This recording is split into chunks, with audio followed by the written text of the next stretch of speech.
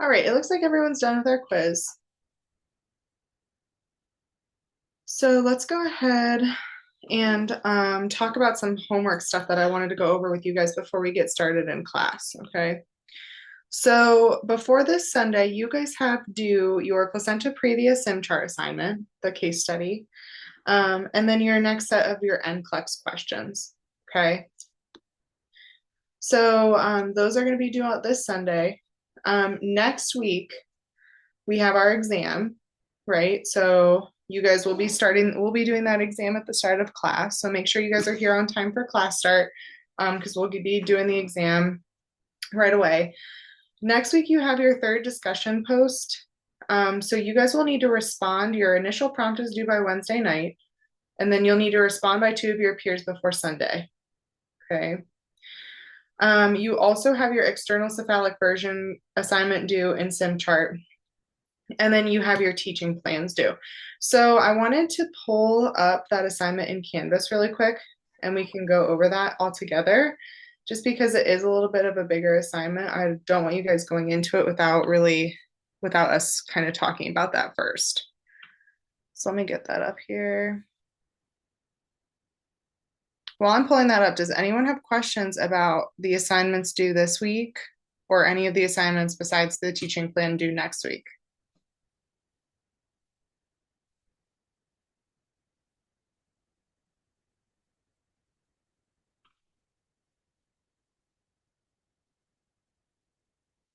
All right, let me share this with you.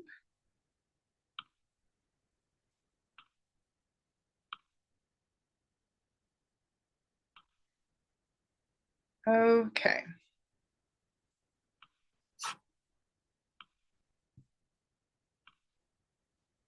Let me make this a little bit bigger here.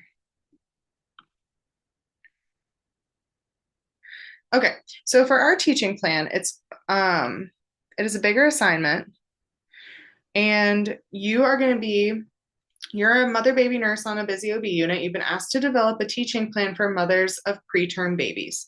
Okay, so this is an educational type of assignment.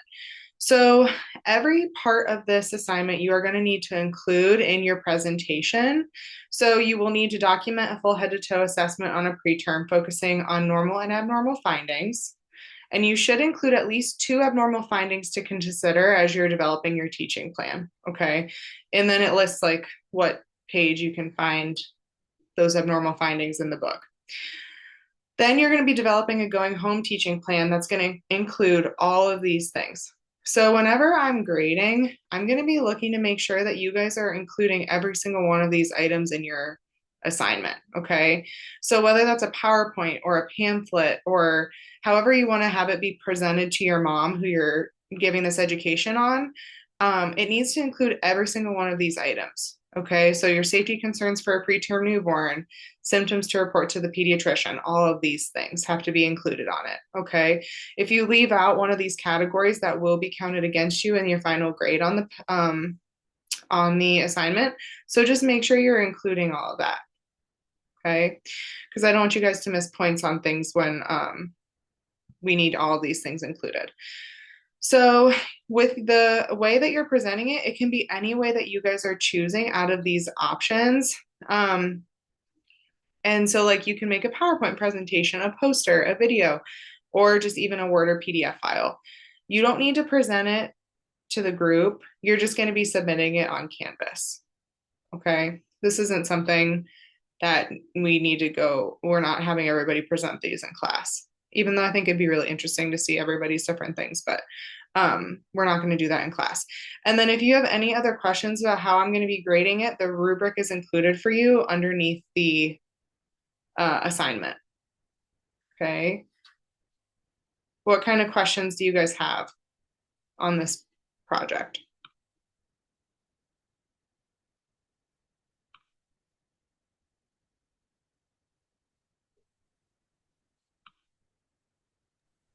Do you have like a specific like MLA format? You should still be citing any sources you guys use in APA. And then just include your citations, whether it's on a Word document or a PowerPoint. Include your citations at the end so that we know where you're getting your information. Does it have to be like Times New Roman and 12-point font? Uh, let's see if it's listed on the thing here. It just says as long as it's organized and you include every single part of that material, all of that material that is listed up here, it should be fine. We're not going to get super picky on like those fonts and stuff that you use. Okay, cool. Thank you. Mm-hmm. Is there any way that you can unlock this early? Because I know some of us do work a little ahead, and I know that's like frowned upon, but since this is a bigger project, can it be unlocked early? I don't think we're able to unlock this one early. No, I think it's still going to be released with the regular module. So I would just take that into consideration when you guys are planning out your week, because we are going to just still have to unlock this with the regular module because there's no way for me to unlock just this without unlocking the other stuff too. Okay.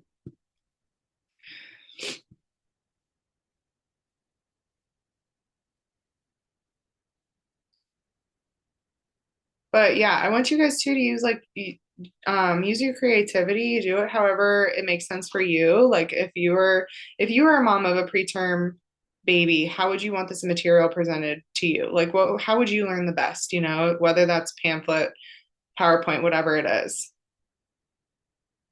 And as long as you include all of this criteria here, you guys will be just fine with your head to toe.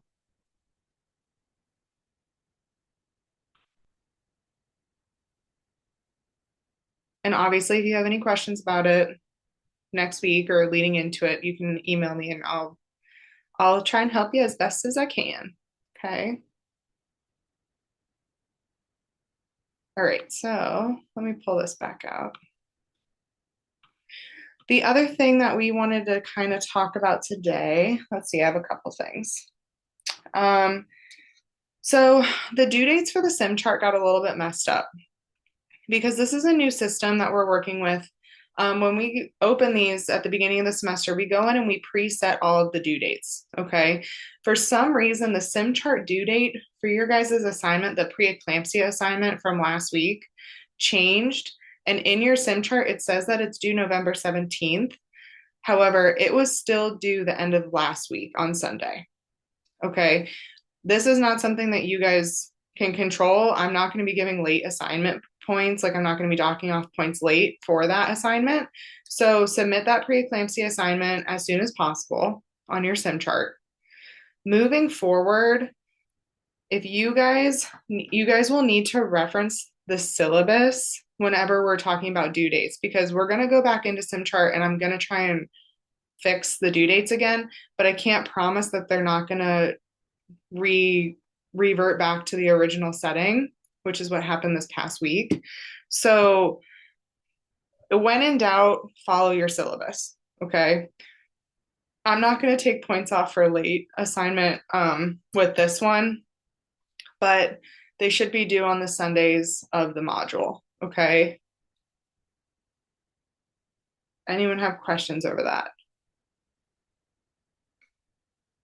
It's a newer system. We're all kind of getting used to it and learning it at the same time. So, yeah, no one's going to be counted late for that preeclampsia assignment. I would just get that done as soon as possible. Okay. We should have that turned in before Sunday at the latest. Okay. Um, with meetings. So I know that there's still some of you that I'm going to set up meetings with. If you guys have below a 78% with the homework because we have our homework grades in now, you guys can see what your homework grades are and where that puts your grade. If you have a 78% or under with your homework grades added in, I would highly recommend meeting with me. If not, the end of this week, preferably before exam number 2, just so we can kind of talk about like how you're studying, the best way to use your time, what I think will be the most beneficial for you guys. It never hurts to meet and kind of touch base, okay? Because I don't want us to get too far in and you guys have another exam next week. I don't want you to go into that exam and not have a good plan set up for you. So if you fall into the category of having under a 78% right now with those homework grades added in, or even with just your key graded assignments, I would recommend meeting with me in the next week or so. Okay. And you can reach me by email or just message me on Canvas and we can set up a time. I have pretty open availability, so just let me know. For preparation for exam 2 next week, we have those review sessions that are going to be happening. I think the first one was with Susan, and that was, I believe, this morning. So look at that announcement in Canvas to see when all the rest of those review sessions are going to be. And I would highly recommend you guys going to at least one of them, if not more than one, if you can swing it. Okay. I know we're all on kind of different time zones. You've got other classes, other things in life going on. But those review sessions are going to be really great resources for you guys going into the exams, especially if you scored lower on exam 1 than what you were hoping to have. So my review session for exam 2 is tomorrow morning, 9 a.m. Eastern time. So I know that's pretty early for you, Central Time and Pacific Time individuals, but that is the one that I'm hosting. But again, you don't have to come just to mine. Like any of the ones that are listed in your announcements, you guys can attend. Okay. Any questions on any of that? Will the reviews be recorded and posted like they were for the first one? Yes. Okay, perfect. Yes. That's a great question. So yeah, if you can't make the review sessions, at the bare minimum, I would recommend you guys watching at least one of the videos. Okay, because they are going to be helpful and they're beneficial. I know last time we did the review session, I did a bunch of like Kahoot games. We reviewed a lot from almost every single week, and I thought it was a really good review. Usually they last only about an hour. Sometimes they go over a little bit. So it's not a super long amount of time. So if you guys can swing it, I would definitely try to. Okay. Professor McBride, did I forget anything? Did you talk about the weight of the homework being turned on? No, I didn't. So we have that turned on right now so that you guys can take a peek. I sent an announcement about that. We just turned that on, I think, the beginning of this week, and that will be turned off. Is that turned off next week after exam 2 or before? We turn it off at the beginning of week 8. Okay. So after, I think, hold on, I have the date because I have an alarm set. I need to set an alarm while you're mentioning it. I know the alarm goes off and says, turn off the grades, turn on the grades. Turn on grades is the 13th. That's not right. I didn't set the alarm. Hold on. Oh no, that's the one we turned on. And so it's just showing tomorrow. Hold on, where's the turn off grades?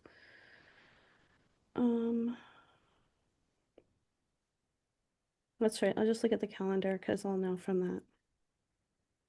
So week 7, beginning of week 8. So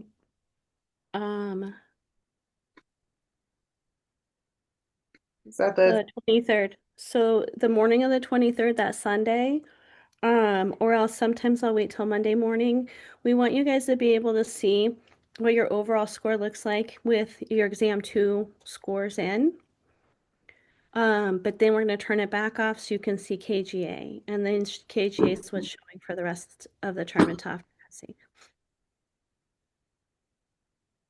So 23rd. So beginning of week 8, they'll be turned back off. Thank you.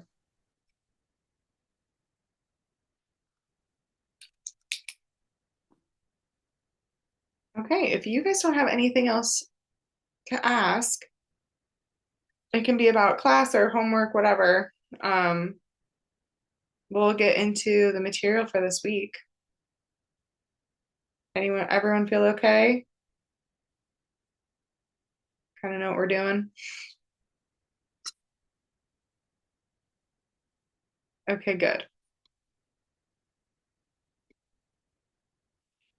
Let me pull up, get my PowerPoint together, and we'll get started.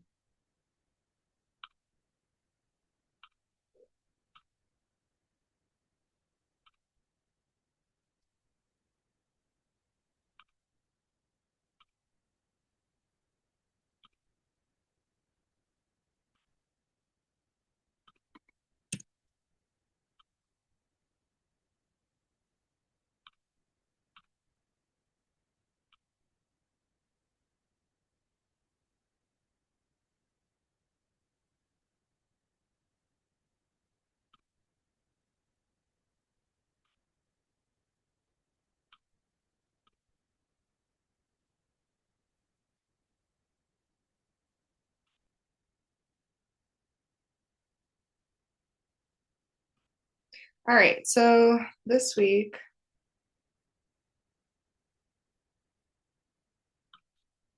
hold on one second.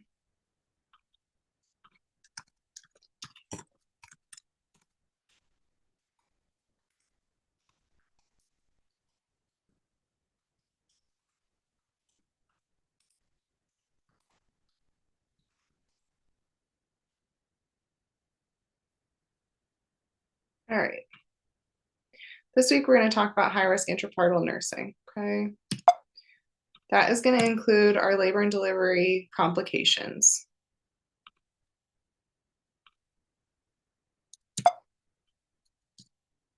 Okay, so we're going to be talking about preterm labor and birth, premature rupture of membranes, choreo, post-term pregnancy, dysfunctional labor, obesity, obstetric procedures, and management of obstetric emergencies.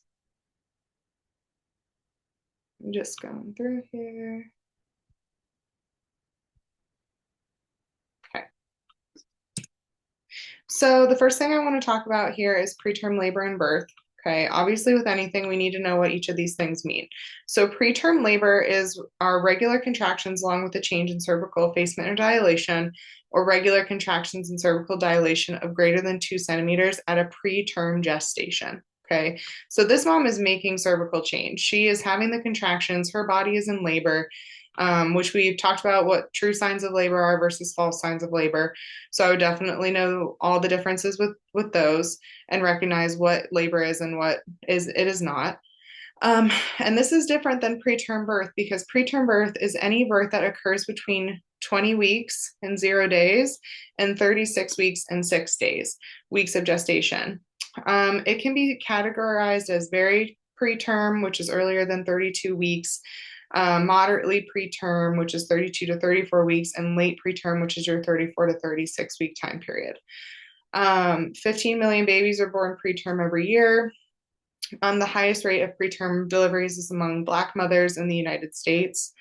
So what we need to talk about is the differences between preterm birth and low birth weight.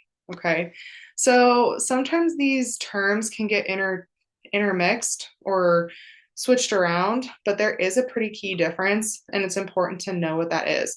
So preterm birth is describing the length of gestation, where low birth weight is describing only the weight at the time of birth. Okay. Preterm birth is more serious and dangerous, both for mom and baby.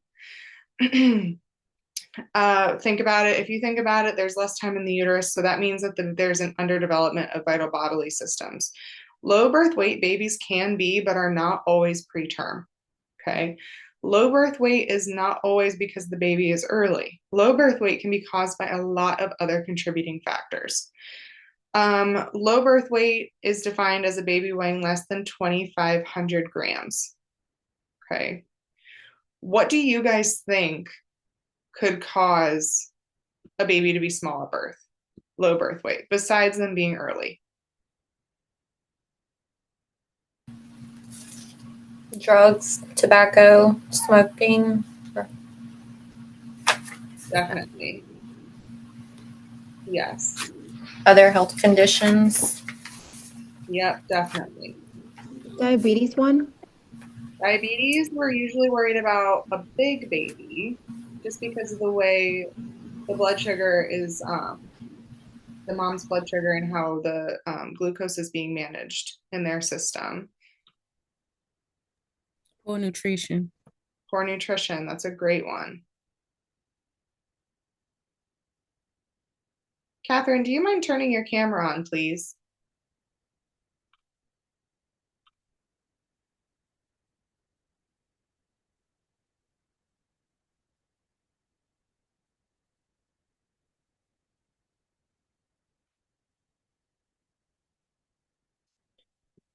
Yeah, all of those things are great examples of why a baby could be low birth weight.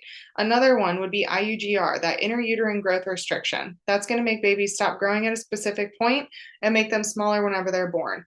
Moms with hypertension, okay?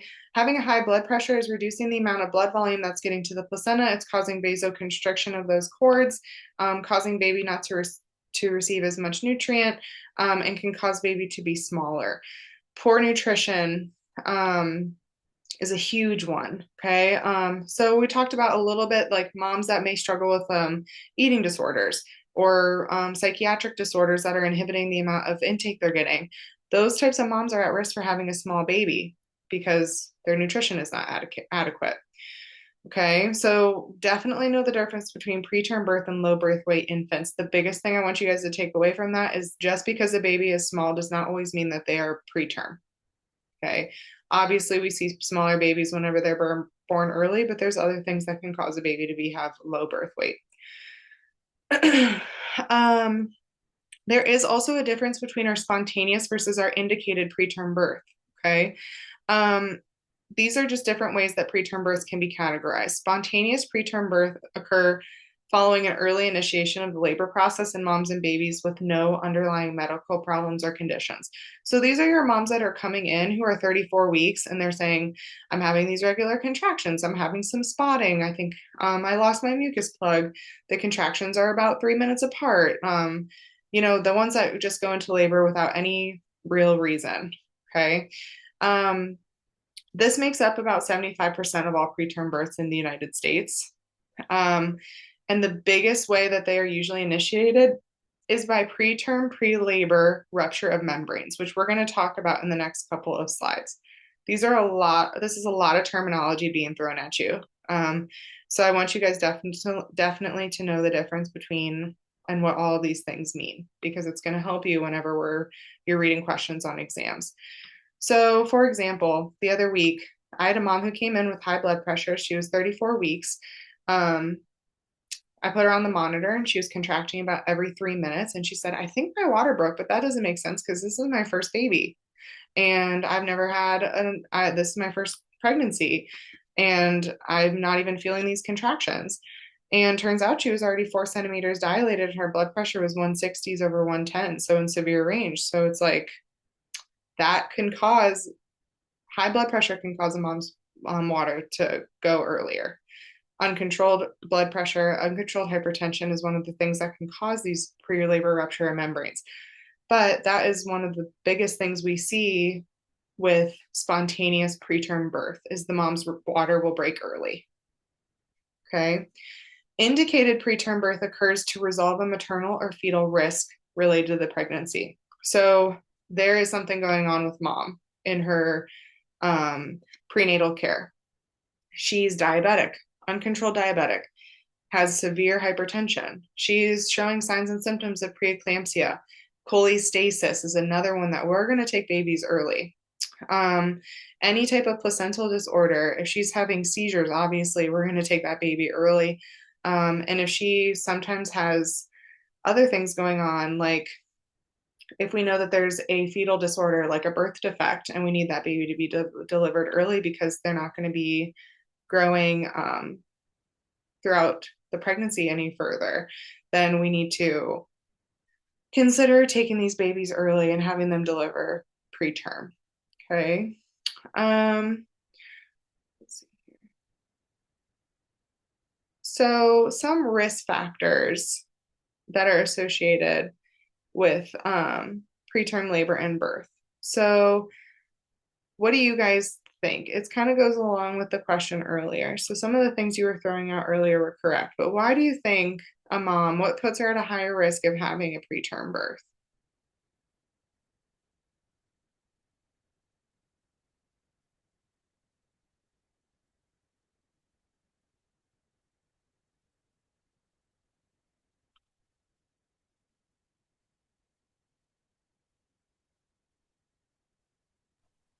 Preeclampsia. Yeah, high blood pressure or not high blood pressure, just the system, your preeclampsia, the way that's working in the body, definitely. What else do you guys think?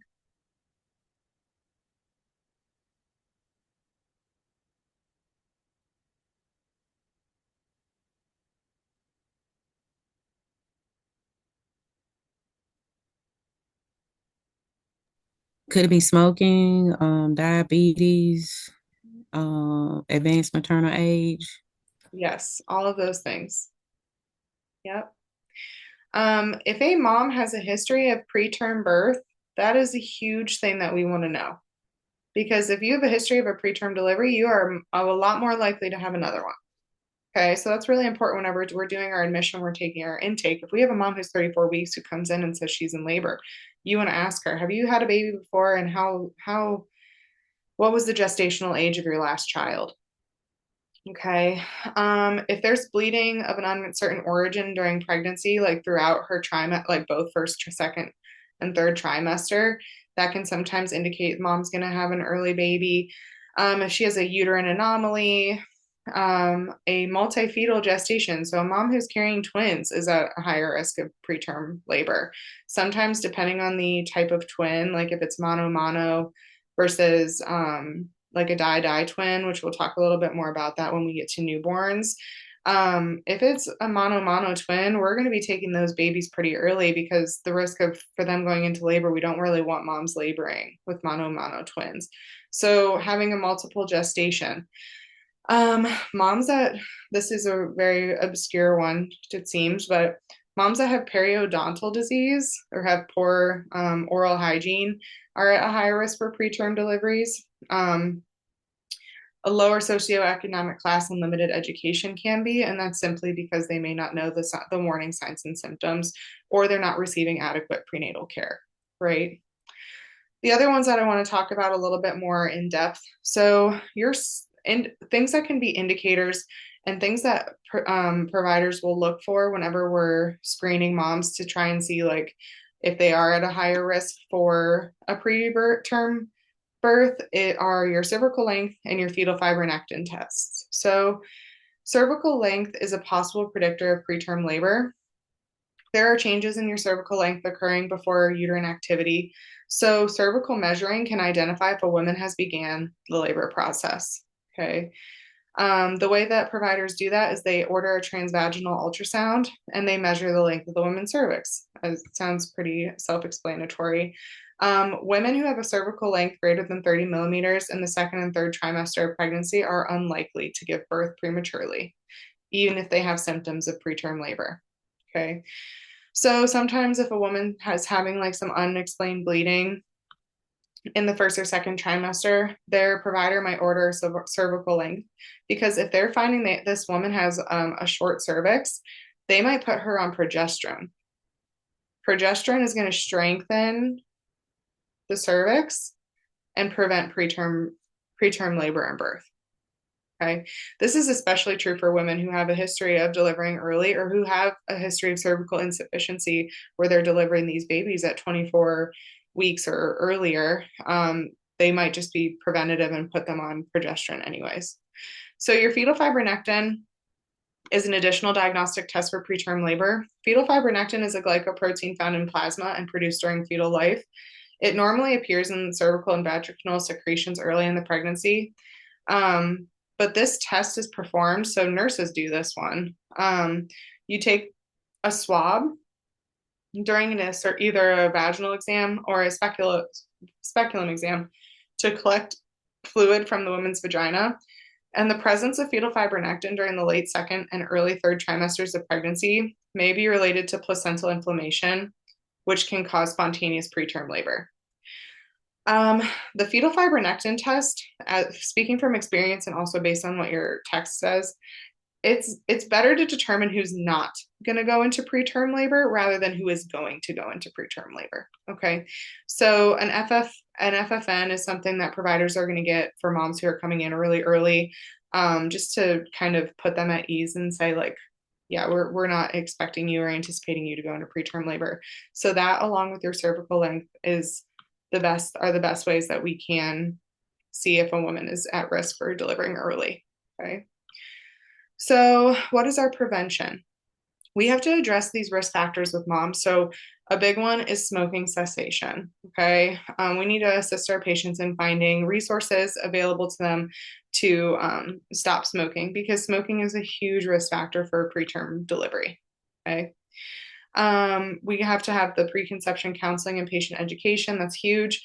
And then evaluating our patients for indication of progesterone administration. So that's kind of what I was talking about when we were talking about the cervical length. So some preterm birth can be prevented by prescribing progesterone. Usually, how it's prescribed are daily vaginal suppositories, creams, or a weekly intramuscular injection. This has been shown to decrease the rate of preterm birth by about 40% in women with history of preterm birth or those who have a short cervix before 24 weeks of gestation. So the progesterone therapy is mainly used in women with a shortened cervix. And they usually start at around 16 weeks and continue until about 36 weeks of gestation. Before 16 weeks, it's not that we're not concerned about preterm delivery. It's just the providers want to see, where is this woman's placenta developing? Because she could be having bleeding in the first trimester because of a placenta previa developing, right? So we're not going to prescribe her progesterone to delay preterm delivery until we definitely know that that bleeding is not coming from the placenta and it's actually coming from a different source, or like a cervical irritation, right? So another big thing with preterm birth is early recognition and diagnosis. So if you have a mom that comes in and you're working at a smaller facility, we need to transfer that mom if it's indicated and if it's medically appropriate. We're going to be giving them antibiotics and glucocorticoids. We're going to initiate mag therapy. And this is a little bit different because I know we talked about magnesium last week, but with this type of mag therapy, we're not necessarily giving it to delay labor or to prevent seizures in moms. We're giving this to protect the neurofunction for baby. So mag sulfate has been proven to protect babies specifically against cerebral palsy. Okay. So that's another reason why we give mag and why it's a gold standard in labor and delivery, is because it can help protect baby's brain if they're born preterm. So our signs and symptoms of preterm labor are basically our signs and symptoms of labor, right? Which we kind of hit on a couple weeks ago. So that change in your vaginal discharge, which could be an increase in the amount of vaginal discharge, pelvic pressure or lower abdominal pressure. If the mom is having a constant low, dull backache, that can be a sign and symptom.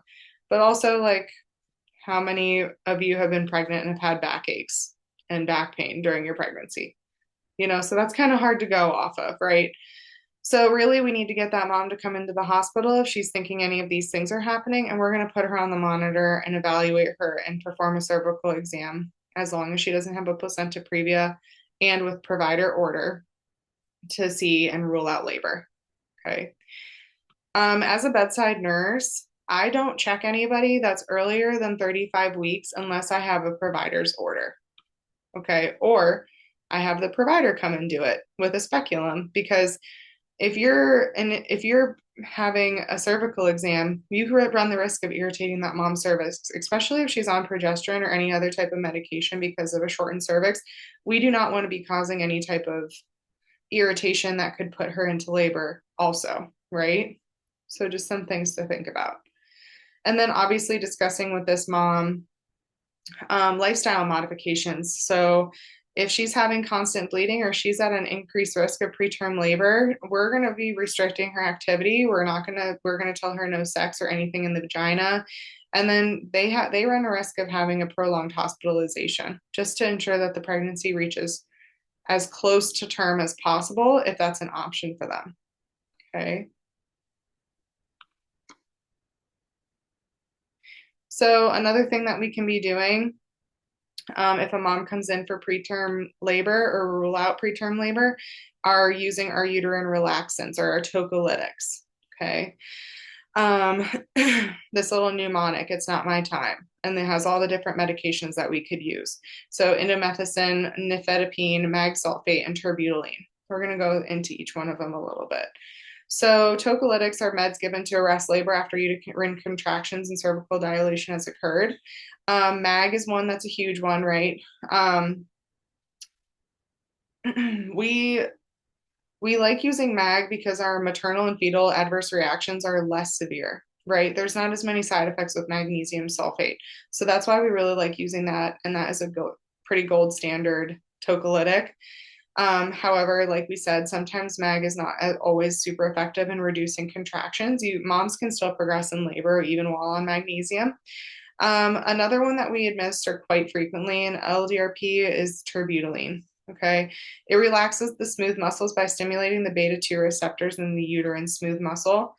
This is a medication that's given sub-Q, and the dose is usually 0.25 milligrams. One thing that I want to tell you guys about terbutaline is terbutaline can kind of make a mom feel like her heart is racing out of her chest. So if you're giving this medication to this mom, you need to definitely educate her on the fact that if you feel like you're running a marathon, you feel like you're going 800 miles a minute, it's probably from your medication that we just gave you. You're not having a panic attack. Everything is fine. And just reassure her and also continue to monitor her and baby on the monitors. Okay. Nifedipine is a calcium channel blocker. We talked about this last week for management of blood pressure, right? But it also will suppress uterine contractions because it prevents calcium from entering the smooth muscle cells, and that in turn will reduce contractions. It should not be given to women with any infections, hypertension, or cardiac disease. Okay. Your indomethacin is an NSAID, and it suppresses labor by blocking the production of prostaglandins. This one we use probably the least, and that's because it can have some severe maternal side effects that we want to avoid.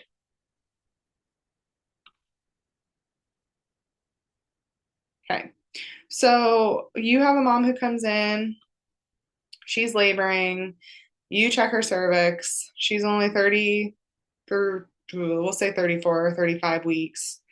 Her cervix, she's 8 centimeters dilated, so there's no way we're going to transfer this mom, right? Because she is too far dilated to be safely transported. We don't want her delivering in the squad. We're pretending we're at a smaller hospital. We're not at a big facility. So we want to manage this delivery because we know mom's going to be delivering. So first thing is we're going to administer MAG for fetal neuroprotection. Obviously, you're getting an IV and you're doing a whole bunch of things all at one time. But medication is typically given to women at least 24 weeks, but less than 32. So this is for like very preterm babies mostly. So you know this because you know you're going to be managing an inevitable birth because labor has progressed to cervical dilation of 4 centimeters or more. So you're going to prepare the room for a small immature neonate. So getting your staff there to take care of the baby. Knowing how to be resuscitating a baby at the age that you're delivering.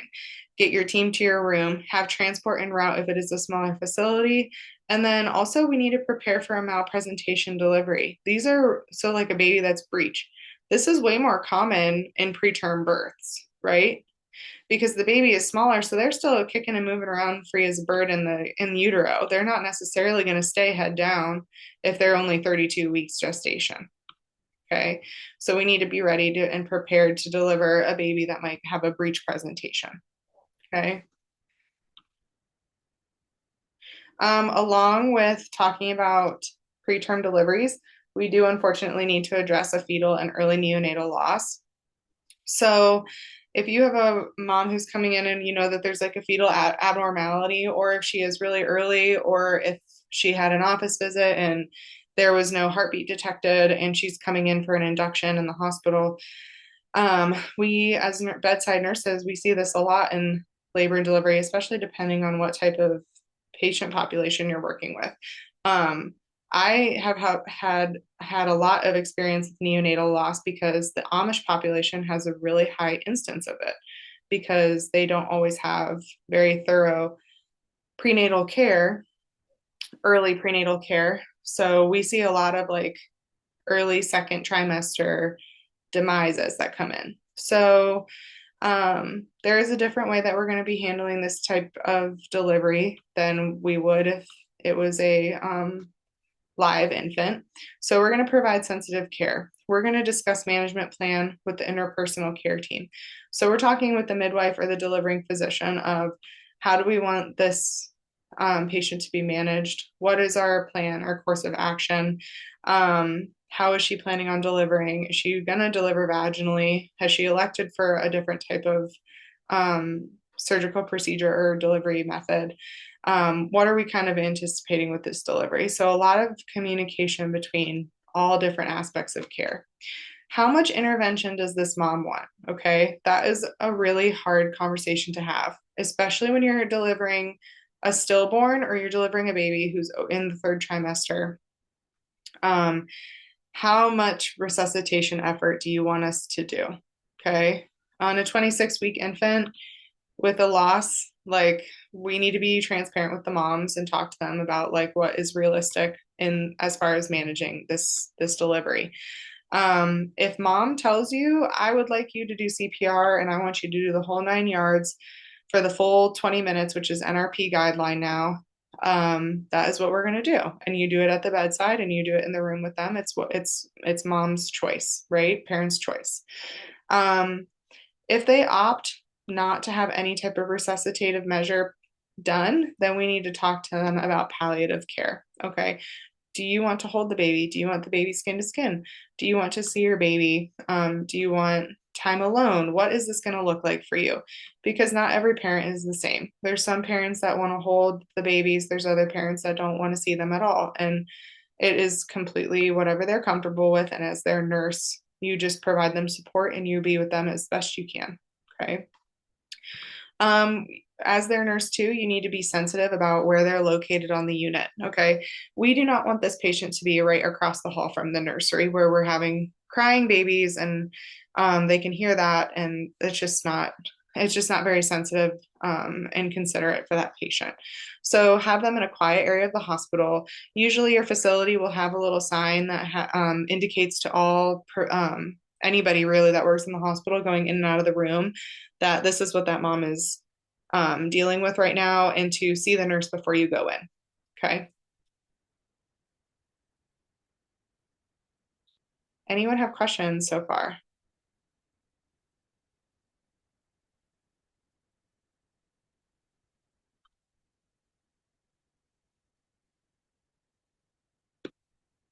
Okay.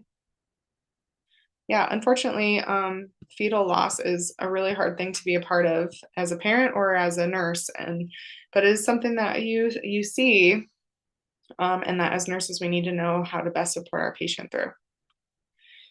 So moving on into premature rupture of membranes. This is spontaneous rupture of the amniotic sac before the onset of labor at any gestation. Okay.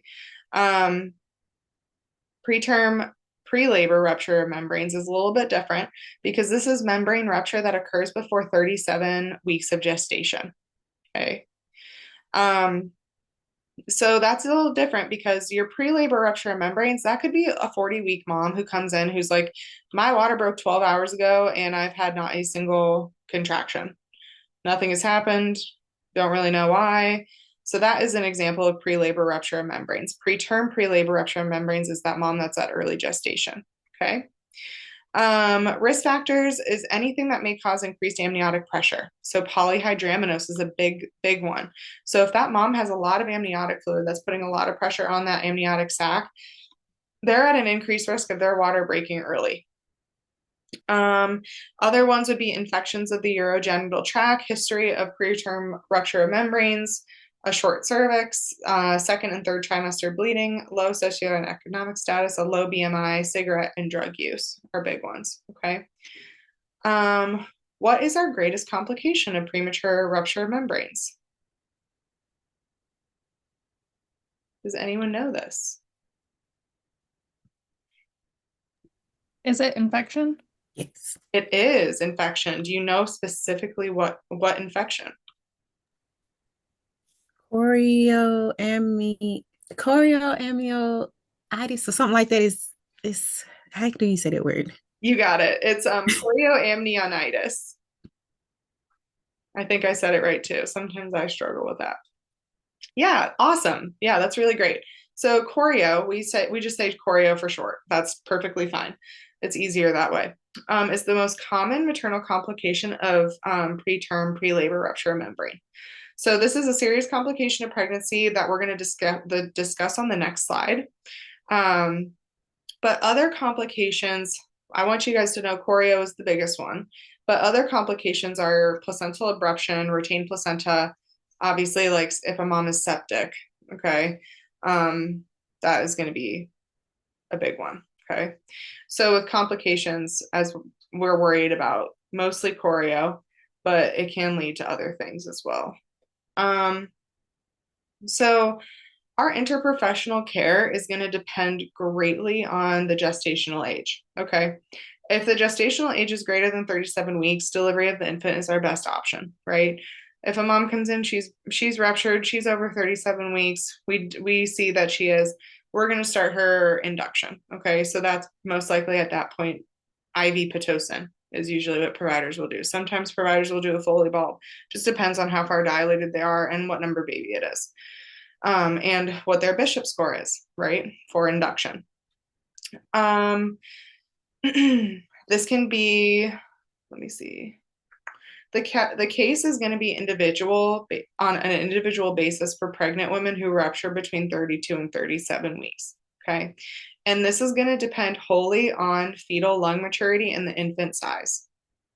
So we're not going to be making that decision. Like, that is something that providers are going to have to discuss on a case by case basis. Okay. There is no like rule book as far as 32 to 37 weeks. It's really going to depend on the mom and what other underlying conditions she may or may not have. Before 32 weeks gestation is managed very conservatively. Okay. Moms are often hospitalized and they're going to be continuously monitored in an attempt to prolong the pregnancy and allow for the infant to mature.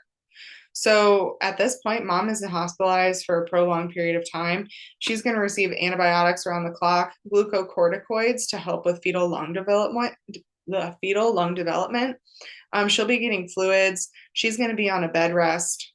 She'll be receiving MAG. And then any type of bleeding, infection, or other abnormal symptom may call for immediate delivery of infant with resuscitation team on standby. Okay. So really early preterm babies, we're going to try and keep that mom pregnant for as long as we can, as long as it's manageable, and as long as the mom and baby are still both handling that. And then if we need to deliver, we're going to deliver, but we'll make sure we have our team on standby. Right? So let's talk a little bit more in depth about choreo. Choreo is a bacterial infection of the amniotic cavity. It's diagnosed mostly by if a mom has a fever, if her heart rate is really high, uterine tenderness is a big one, and then any type of purulent amniotic fluid.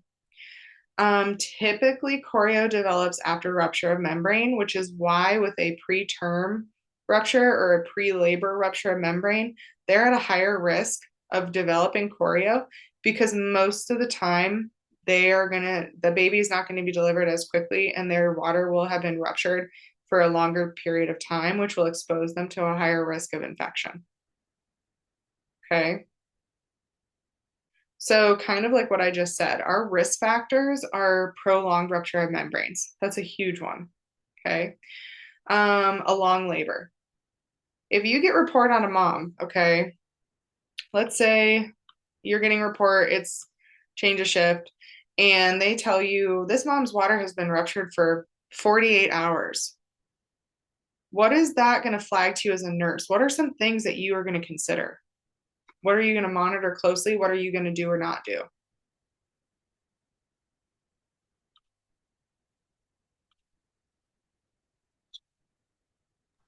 Can you repeat the question one more time? Yeah, if your mom has been ruptured for over 48 hours, what are some things that you're going to want to monitor closely for? What are some things that you may or that you're not going to do?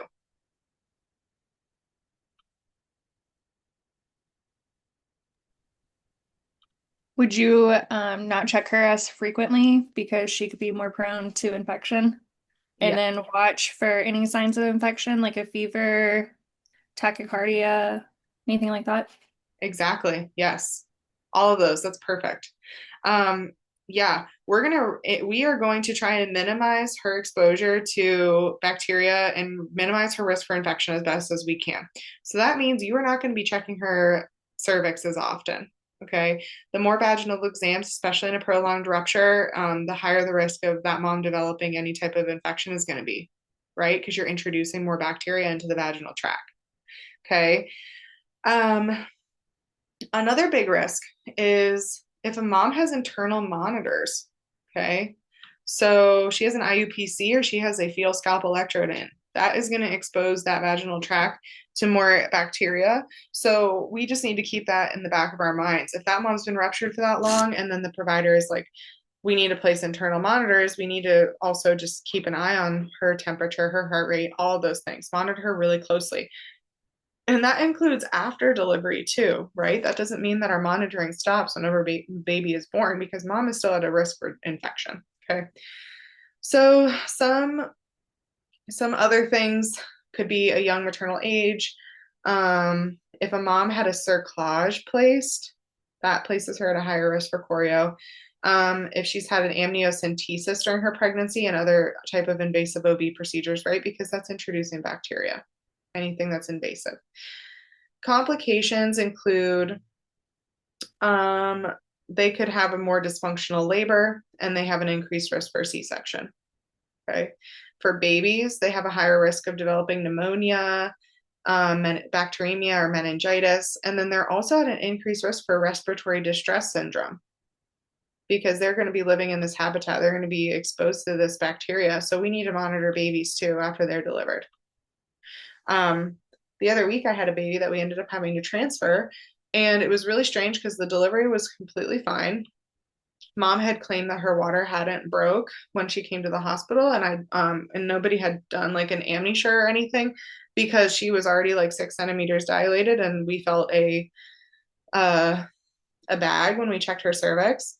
And then baby came out and then started showing signs of, I thought the baby was honestly in septic shock, just the way that the baby was acting, and we ended up having to transfer the baby, and the baby had developed flu and was in respiratory distress syndrome, which was super strange because the baby was only like 20 hours old or something like that. And then the providers in the NICU were saying they were suspecting that mom had been developing chorio because she ended up going into the ER a couple days later and had to be on some pretty strong antibiotics. So this is something you monitor these moms and babies for even like 24 to 48 hours, if not longer, if they've had a history of chorio or any type of infection during labor or even during the pregnancy. Okay. So going from preterm now to postterm pregnancy, labor, and birth. So postterm pregnancy is a pregnancy that reaches 42 weeks of gestation or more. What would you guys be worried about with these patients? Placenta deficient. Yes, we're worried about our placental deficiency. Because we have a lower estrogen production once we reach that point in the pregnancy. Okay, so what happens, like, what does that mean for our baby? If we have a placental deficiency, what are we worried about? The oxygen exchange, the placenta help carry the nutrients and oxygen, so the baby won't get as much. Yes, definitely. That's a big one. So what do we think our fetal monitoring strip is going to look like? Horrible. It's not going to look good. Yeah, that's for sure. Right? We're going to see more late decelerations or variables, because we have a lower amount of oxygen being delivered to baby. We might also see some minimal to absent variability or just periods of these types of things happen. So yeah, you're going to see a little bit of this impacting the baby on the monitor. Our risk factors for postterm. The biggest one is if this is a first-time mom. Okay. First-time moms tend to usually go to their due date, if not past. Not all the time, but that's usually the patient population we're seeing more with postterm pregnancies. If they've had a previous history of postterm pregnancy, they're at an increased risk. For some reason, if they're carrying a boy, boys, I guess, like to stay in there a little bit longer. So a male fetus is a risk factor. Obese moms, or if they have a genetic predisposition, or if there's other type of anatomy, like pelvic shape or things like that going on. Our clinical manifestations, moms are going to lose some weight if they're post-term. Their uterine size is going to start to decrease. There might be meconium in the amniotic fluid, which is that baby's first bowel movement. And then there might be some advanced bone maturation of the fetal skeleton. Okay. And if baby's skull is developing more and those fontanelles in their sutures are getting a little bit more developed, coming down through the vaginal canal is going to be a little bit more challenging, right? So, what we are worried about for mom are some severe perineal injuries, postpartum hemorrhage, because it's a bigger baby, most of the time, not always. Choreo, endomyometritis. We're worried about a cesarean delivery. And then obviously just like your feet, fatigue and physical discomfort. Moms are going to be pretty uncomfortable at 42 weeks of gestation. And then some macrosomia, some abnormal fetal growth, so big babies. Okay. Fetal risk is going to be your oligohydramnios. So whenever moms get to post-term, the amount of amniotic fluid is going to be decreasing, and we're worried about the amniotic fluid being too low in order to support the baby and support the pregnancy. We're worried about babies having meconium aspiration, because if they do have a bowel movement in utero, when they're coming out during labor, they can swallow all that meconium, and that's going to be really bad because that's really thick. It's hard for babies to clear. It makes them have to work harder to breathe and can cause a lot of different respiratory issues at delivery. And then we're also worried about post-maturity syndrome. So this occurs only in about 10 to 20% of infants born post-term. This happens when there's a decreased amount of subcutaneous fat. Babies are going to lack that languio and vernix on their skin. So their skin's going to be really dry and cracked, and it might peel. The babies are going to have long nails. They might also have like some mech staining of their skin or the umbilical cord. And that is just, it just is a baby that looks like they've been in there for too long. They've been marinating they've been in there for way too long. They're going to look a little bit different. Okay. Whenever we talk about like doing the gestational age scoring on newborns, this is something that you would see as a nurse, and you would mark like this baby is scoring like they're 43 weeks. Okay. And these are all things that we look at when we're doing those types of scoring. As a nurse, the interpersonal care is we are going to be increasing our surveillance of the infant and mom. So if a mom is going over their due date, whether that's provider says that you're fine, your pregnancy is healthy, we can just give you a little bit more time to see if you'll do this on your own before scheduling an induction. Or if mom is refusing an induction and wants to try and let her body go in by herself, whatever it is, they need to be seen in the office 1 to 2 times a week.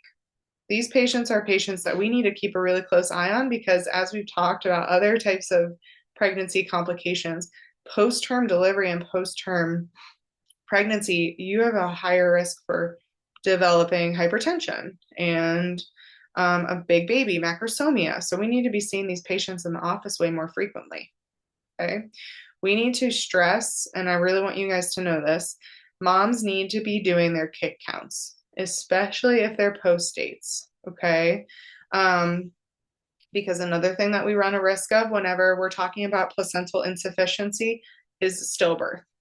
Okay. So we need to be talking to that mom realistically, not scaring her, right? Because it doesn't mean moms can't go past 40 weeks gestation safely.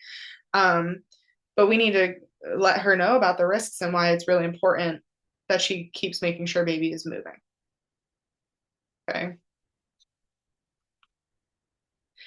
All right, so that kind of moves us into dysfunctional labor, which is called dystocia in other terms. Dystocia is a lack of progress in labor for any reason.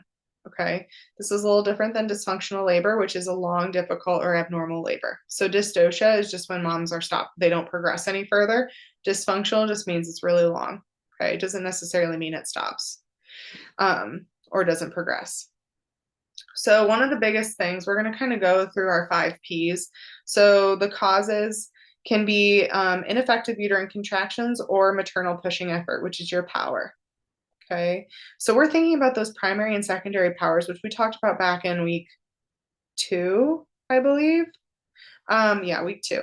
So do they have a hypertonic or a hypotonic uterus? What does her contraction pattern look like? Is there a change in the pattern of her contractions? What about the progression of the infant through the birth canal? Has the baby kind of like stopped? Has she stopped making any changes? It could, and that could be because of our passenger, the abnormalities of presentation, position, or development. Okay. A cephalopelvic disproportion is a really big one whenever we're talking about this. Okay. Is baby just not presenting the correct way? Are they in an OP, occiput posterior type of presentation, which is making mom's contraction pattern look super wonky and not letting her contractions do anything effective for her cervical change and effacement? Our next one, our passage. Alterations in pelvic structure. So the shape and size of the bony pelvis, and then the effectiveness of the soft tissues during pregnancy. And then obviously, like, other things that we want to talk about too is like our maternal, if mom is anxious, like how is mom handling her labor? Okay, that is a huge thing that is going to impact the effectiveness of her labor. Is mom having a panic attack? Is she hyperventilating? Is she able to handle these contractions? What are we looking at here? All of these things can change and can lead to dystocia of labor. Okay. Our precipitous labor is labor that lasts less than 3 hours from the onset of contractions to the time of birth. This is really fast labor. Okay. Causes can be an alteration in pelvic structure. So pelvic dystocia, what I mean when I say that, this can occur whenever there are contractures of the pelvic diameter, and it will reduce the capacity of the bony pelvis, including the inlet, the mid pelvis, and the outlet, or any combination. So these contractures can be caused by congenital abnormalities, maternal malnutrition, or like lower spine disorders. So it's basically just like the maternal pelvis is not as effective as others may be. And then also some soft tissue dystocia can lead to this as well, which is obstruction of the birth passage by an anatomic abnormality. So like placenta previa, uterine fibroids, ovarian tumors can cause this as well. Some fetal causes of precipitous labor could be like anomalies, cephalopelvic disproportion, malposition, malpresentation. And then we want moms to reposition, right? So let moms move however they want to move. Moms should not be just confined to the bed. If they're wanting to get up and move around, we should let them if they're able to, and if it's medically okay. And then we're also worried about our stress as well. Okay.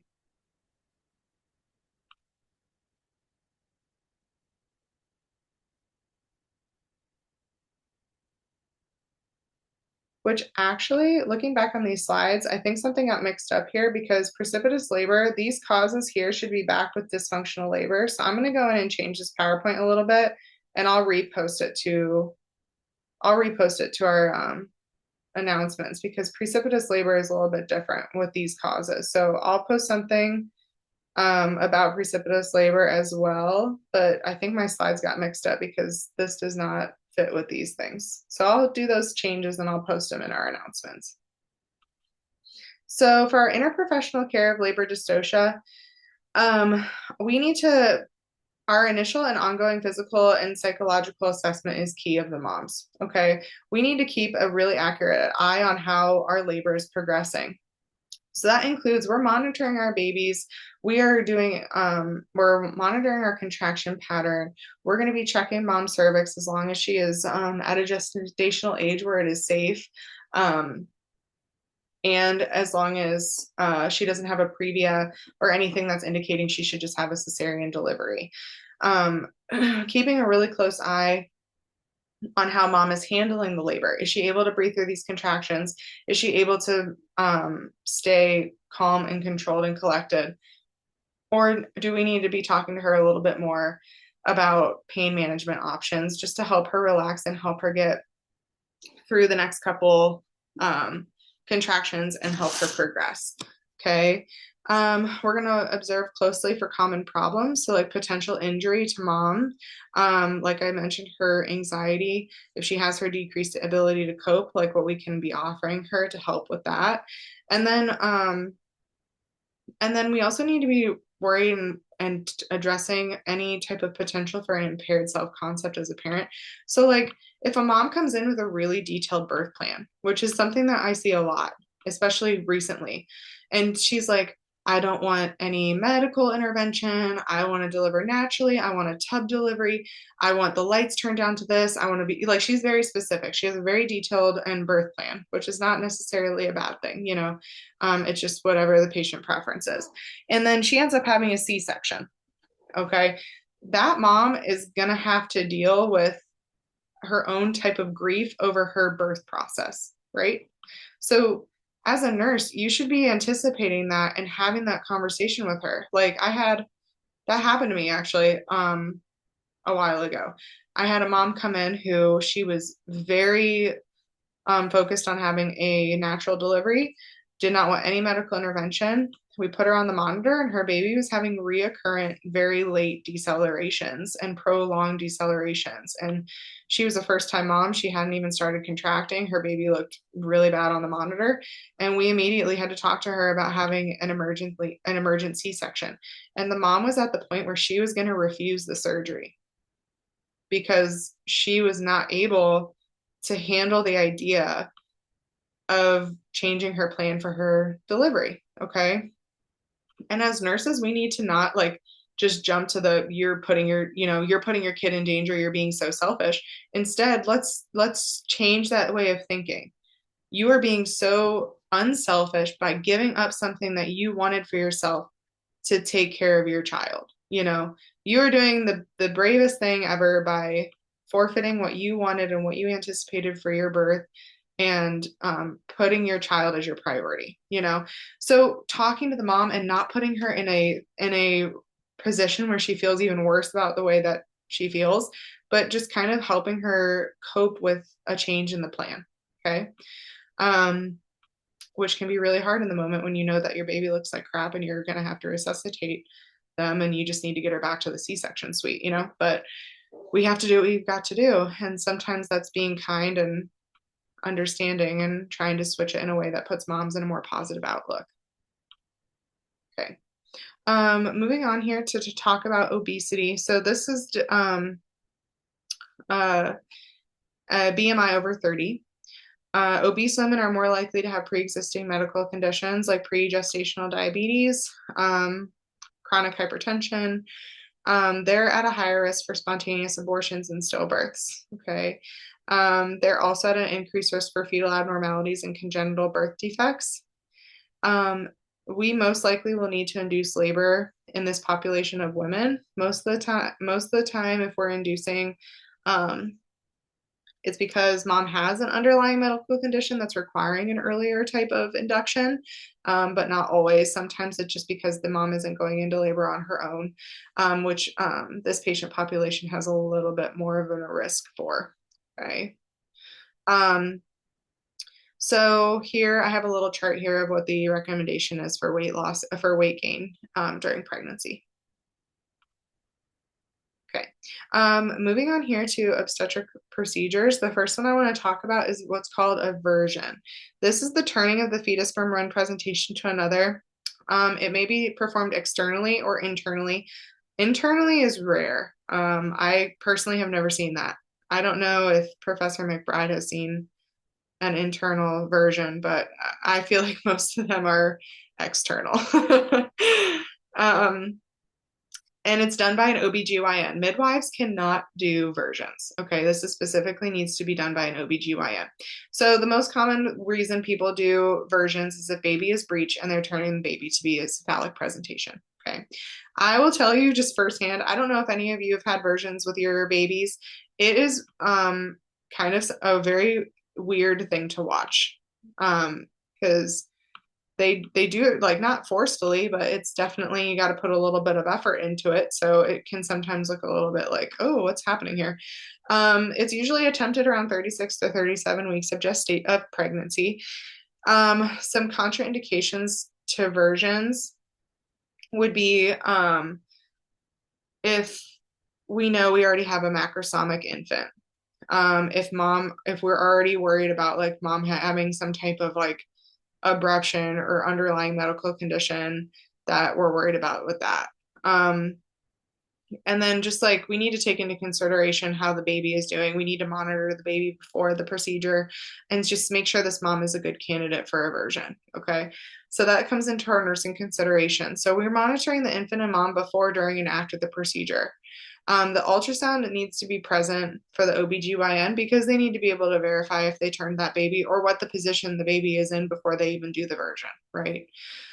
Your surgical team needs to be on standby for a stat C-section, okay? Because we're worried about abruption or we're worried about fetal intolerance, okay? I've been in a version before where the baby's heart rate has dropped to like 50s. Usually you see the baby's heart rate drop with versions, and then they're supposed to recover pretty quickly, and then we monitor them and we move on with life. But sometimes the babies will not like this and they won't tolerate it, and we end up having to do a stat C-section to deliver the baby, okay? Um, if they need RH immunoglobulin, that needs to be given before the procedure because we might have to deliver, right? So then we need to be giving that medication. Okay.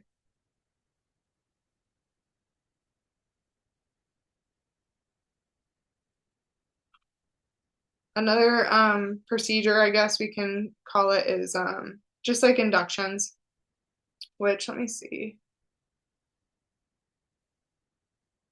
where we're at.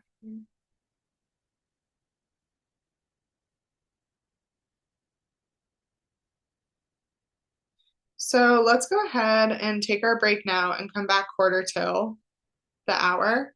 Okay, so go ahead and take your 15-minute break. We're getting into a good point where we can just stop for a second before we get into induction and augmentation of labor. Okay, so take your break. I'll see you guys back here in the quarter of the hour.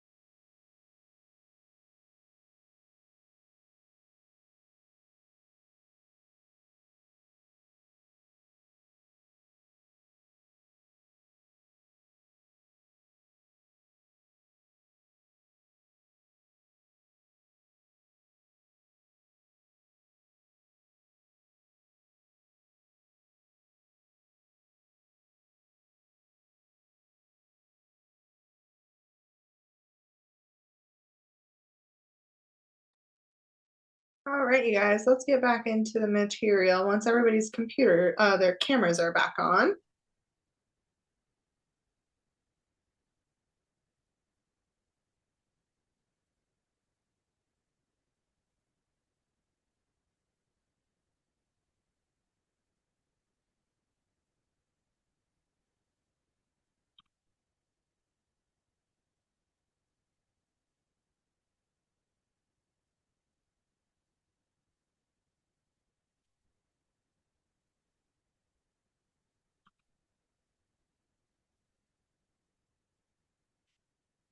All right, it looks like we're just waiting on, oh, perfect. There she is. Okay, so like I had mentioned, so I totally messed up when I made these slides. I'm gonna make a new slide about precipitous labor and add it into this existing PowerPoint, and I'll replace it in our announcements. I'll make sure to send you guys a notification when I do that. I'll also post the recording from this video. And if we have time at the end of class, we're just going to talk about it a little bit more in depth too. Okay, precipitous labor, there's not too much that we really need to like expound upon. But I do want you guys to know it just because it is important. And just another thing that you can see in labor and delivery. So let's see where we are here. Does anyone have any questions before we start going back into the material at all?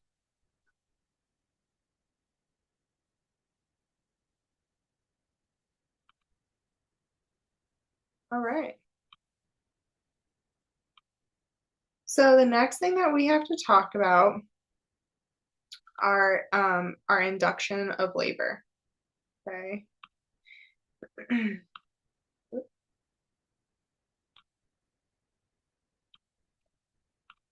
Hold on one second.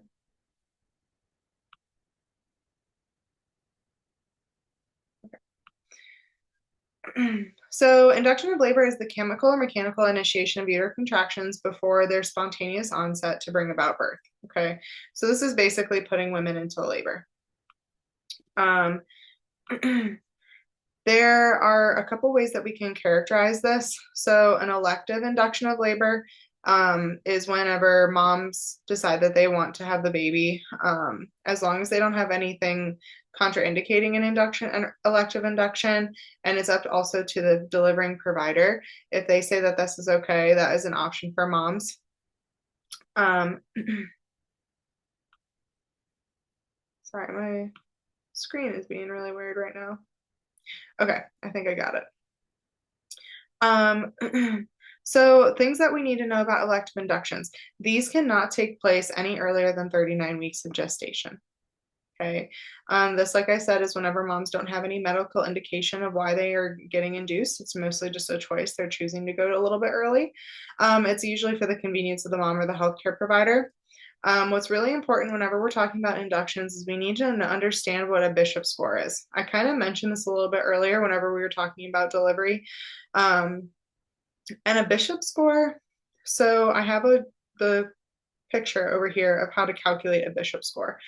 A Bishop score is the success rate for induction of labor, and basically determining if your mom is at a good point for an induction and if the induction has a good chance of being successful. Okay.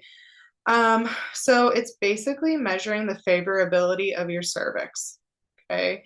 Cervical ripeness is the most important predictor of a successful induction. So a Bishop score of 8 or more indicates that the cervix is soft, that it's anterior, that there's 50% or more of effacement, and that it's dilated 2 centimeters or more, and that your presenting part is engaged.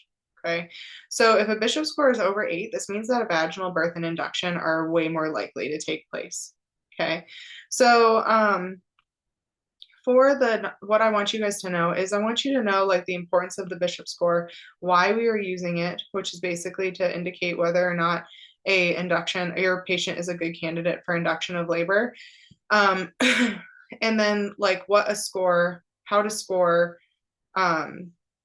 your patient based on her cervical exam and what that score means. So if anything greater than an 8 means that an induction is a good idea and that is more likely to be successful. Okay. If you have a mom who comes in, it's her first baby, she's posterior, her cervix is closed, She's thick, like her effacement, she has 0% effacement. She's not dilated. And baby, you can't even feel presenting part. She is not going to have a very high Bishop score, and she's also, that means that she might not be a good candidate for induction of labor. Okay. Now I also will say that sometimes providers, even if they know that the patient has a poor Bishop score, that might not mean they're not going to induce them. Okay. It's just something to kind of give them an idea of what we're looking at going into the process. Okay. So a very common way of inducing a mom, which would be a chemical agent, are your cervical ripening methods, the most common being prostaglandins. Okay. This is your Cytotec, Cervidil, and Prepidil. The most common one that you will see on the labor and delivery unit is Cytotec. Okay. The other word for that is misoprostol. That's the other name for that medication. Prostaglandins have been proven to be more effective to ripen, so like soften and thin the cervix. In some cases, women may only need a few doses of Cytotec. Cytotec is beneficial because it's less expensive, it's really easy to administer, and it has a higher, quicker action of onset of action. The risks that are associated with cervical ripening methods are you have a higher risk for uterine tachysystole.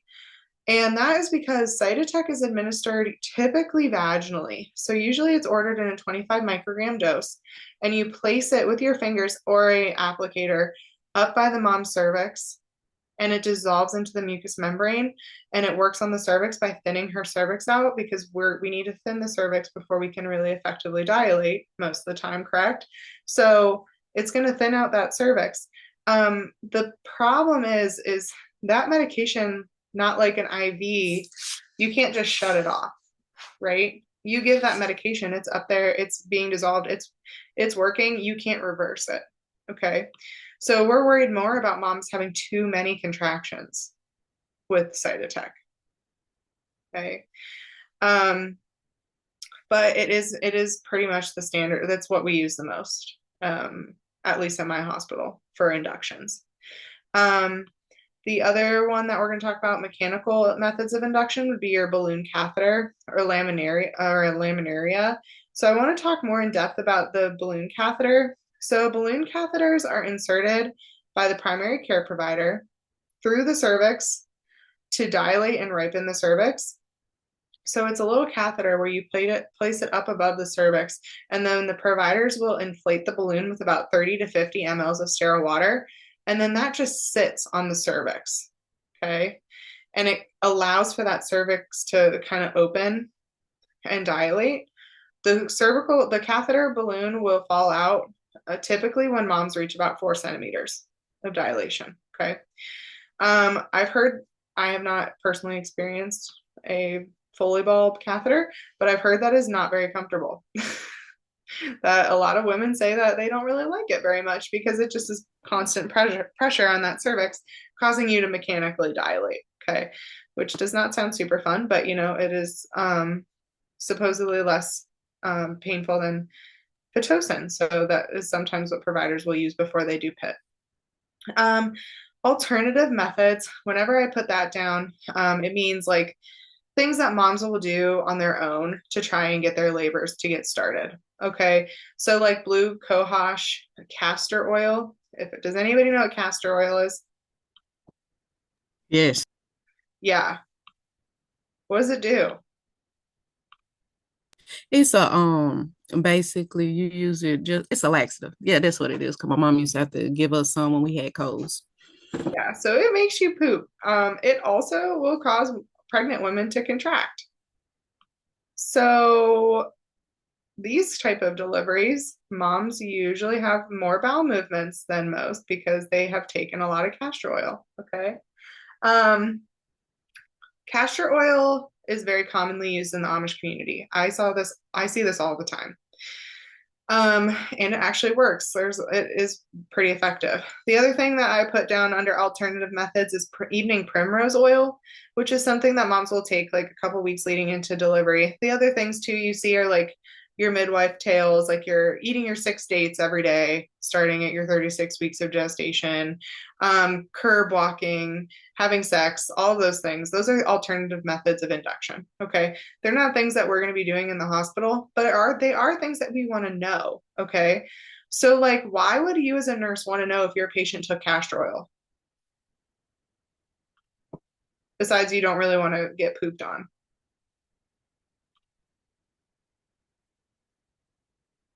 What can that cause? Like, if this mom is having diarrhea, what are we worried about? Dehydration. Exactly. Yes. So, I mean, castor oil, it doesn't mean that they're not going to be able to get any other type of induction method. Like, it doesn't mean they can't have Cytotec or they can't have Pitocin. But we want to know, like, how much castor oil did you take? Because you're at an increased risk of having a dehydrated mom. Okay. So that might be a patient that you give a 500 ml bolus to right away when they come in the hospital because they've been pooping so much, or, we just don't want them to get too dehydrated.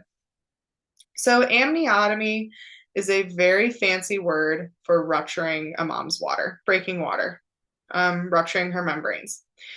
So that is what we call artificial rupture membrane. This is a method used by primary care provider to induce labor if the cervix is ripened. So your biggest risk, of course, is your choreo, right? If they have prolonged rupture of membranes, that's what we're worried about. So some contraindications to induction, that would be severe fetal distress, right? If your patient comes in and we put them on the monitor and that baby is having reoccurrent variable decelerations, are we going to give them Pitocin or Cytotec? Definitely not. Okay. If baby has a shoulder presentation or the baby's head is floating, you can't feel presenting part. Or if you do not have a documented ultrasound verifying vertex presentation and you can't feel the head, you don't want to start a induction with that. If mom is bleeding for any reason, or if she has a placenta previa, we're not going to be inducing her labor, right? Okay, so all those things would be contraindications of labor, of induction, I mean. So another thing that we use for induction would be Pitocin. It's probably the most common thing that we're using with inductions of labor or augmentation of labor, which we'll talk about the next slide. So PIT is a hormone that's normally produced by the posterior pituitary gland, okay? This is a hormone that's already produced by our body. It's just something that we're going to be giving moms more of. What does it do? It stimulates uterine contractions and aids in milk production, okay? Pitocin is what causes moms to have contractions. Why are we using it? We're going to use it to induce labor, augment labor that has already started and has slowed down, or we're going to give it to start labor in a mom that has a medical indication or even an elective induction. The goal is to reduce contractions of normal intensity, duration, and frequency using the lowest dose of the medication possible. Usually this medication is started at 1 MUs per minute and increased by 1 to 2 MUs a minute every 30 minutes. This is provider dependent. I've had a provider tell me start this PIT at 2, increase by 2 every 15 minutes, which is really fast in my opinion. Or like I've had a provider say start at 1, increase by 1 every 30. It just depends on your doctor. So you need to make sure you're communicating with your provider and getting what they want to have done. Complications with moms, the biggest complication we're worried about is placental abruption, uterine rupture, or C-section. Also, prolonged use of Pitocin can increase a mom's risk of postpartum hemorrhage. So if a mom's been on PIT for 24 hours or more, I'm going to want to have my meds at the bedside for delivery, okay? For the baby, we're worried about hypoxemia and acidemia, and that's mainly because we're worried about the amount of contractions that the baby is getting, that the mom is having, and that we want to make sure baby is being adequately oxygenated during this, okay? So what are some things as a nurse that you need to think about whenever we're giving PIT? PIT is a high alert med. It's a 2-nurse verifier. You need to have another nurse with you whenever you're starting this medication to sign on your chart and on your MAR. Because I have seen a seasoned nurse before accidentally change her Pitocin pump to bolus when she meant to change her LR pump. Okay, and that is a big deal. So we make sure we're appropriately labeling our IV tubing and our pumps. Okay, I will write Pitocin on a piece of tape and stick it on my PIT pump. I'll put something on the end of the line where it's connected to the Y site and have it labeled Pitocin, because that is a medication you definitely do not want to mix up with your other ones. Okay. We are stopping or halving our Pitocin in the case of fetal distress before any other intervention. We kind of talked about that a little bit when we were talking about the strips and intervention for that. If you are running Pitocin and your baby starts having reoccurrent late decelerations, and you're charting that you've done interventions, but you haven't shut your pit off, your pit should be shut off first. That should be your first step. Okay. And then we're monitoring for tachysystole. Your contraction pattern should be every 2 to 3 minutes. It should not be every 1 to 2 minutes, because we need to let that baby have time to oxygenate in between each contraction. Okay. Anyone have questions on Pitocin? Okay. So moving on to augmentation of labor. So this one we don't really have too much to talk about, because we're basically using it's the stimulation of uterine contractions after labor has started spontaneously, and we just need it to progress more. So this mom who's come in and her water has ruptured, or she's been contracting for the last 24 hours and she's not making as much change as we want her to make, or she's been in labor for so long, she came in spontaneously and her labor has stalled. Okay, that would be augmenting labor, because she's already started her labor. We're just going to help it along. We're going to help it move and help this baby be delivered quicker. The most common ways of augmenting labor is your oxytocin infusion and rupturing water. Okay, breaking her water. Those are usually the two really only things that we're doing if a mom comes in and she's already been in labor spontaneously. Okay, so just know the difference between what an induction and augmentation of labor means. So, operative vaginal birth. That sounds kind of weird, right? How can it be vaginal but also operative? That's just a weird terminology that the book uses. This really is broken down into a forceps-assisted birth and then a vacuum-assisted birth. So we'll start with forceps. This is an instrument with 2 curved blades, and it's used to assist in the birth of the fetal head. Okay. It is not as common. Why are we going to use forceps to deliver a baby? If there's a prolonged second stage of labor and they need to shorten the second stage for maternal reasons. So if your mom is exhausted and she's pushing and her pushing is ineffective to a point because she's so tired, we might use forceps to deliver. Okay. If she has cardiopulmonary or cerebrovascular disease where we don't want her pushing super hard, that could be reasons why we're using this form of delivery. If there's fetal indications like fetal compromise, or the baby is not tolerating pushing or not tolerating labor, and we need to get that baby out and baby is at an appropriate station to be able to use forceps to deliver, that is a reason that we would do forceps. Let me see. So some indications, some conditions would be like, what I mean by that is like, what does mom need to have for forceps delivery to be successful, or how does baby need to be presented in order for forceps delivery to be successful? So the cervix has to be fully dilated. That should be rule number 1. Okay, like if a provider tells you that they're going to have a forceps delivery and your mom's 5 centimeters, you need to be like, dude, what? You need to go sleep, or somebody needs to come in and replace you, because that's craziness. Their bladder should be emptied. The presenting part needs to be engaged. Your membranes have to be ruptured, right? You can't deliver a baby if their water is still intact. You definitely can't deliver a baby with forceps if their water is still intact. And then maternal pelvis size must be favorable for a delivery, okay? Because these forceps are pretty big, bulky instruments. So we need to have the space to be able to deliver the baby this route and this way, okay? Some considerations. Mom, this is like following forceps delivery sometimes. So like mom needs to be assessed for vaginal and cervical lacerations. With any type of operative vaginal delivery, your mom is at a higher risk for cervical tear, and also for any other type of perineal laceration or tear, just because of the invasive way these deliveries work. Okay. We also need to be mindful of like potential urinary retention and hematoma formation in the pelvic soft tissue, because this is like a pretty invasive method of delivery. So it can cause some trauma to the mom and to the pelvis. Okay. Baby needs to be assessed for bruising or abrasions at the site of the forceps. Okay. So I've had a forceps delivery before, and then the baby has like matching, like they almost look kind of like skid marks, like tears in their skin. And we just need to make sure they're not getting infected, that they're not getting worse, that baby is not developing any type of bleeding on the brain.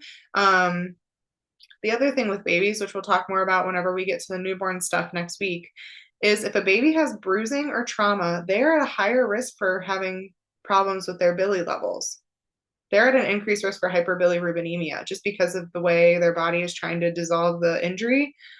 So you guys don't really need to know too much about that for this exam, but just moving forward, that kind of helps tie these things together.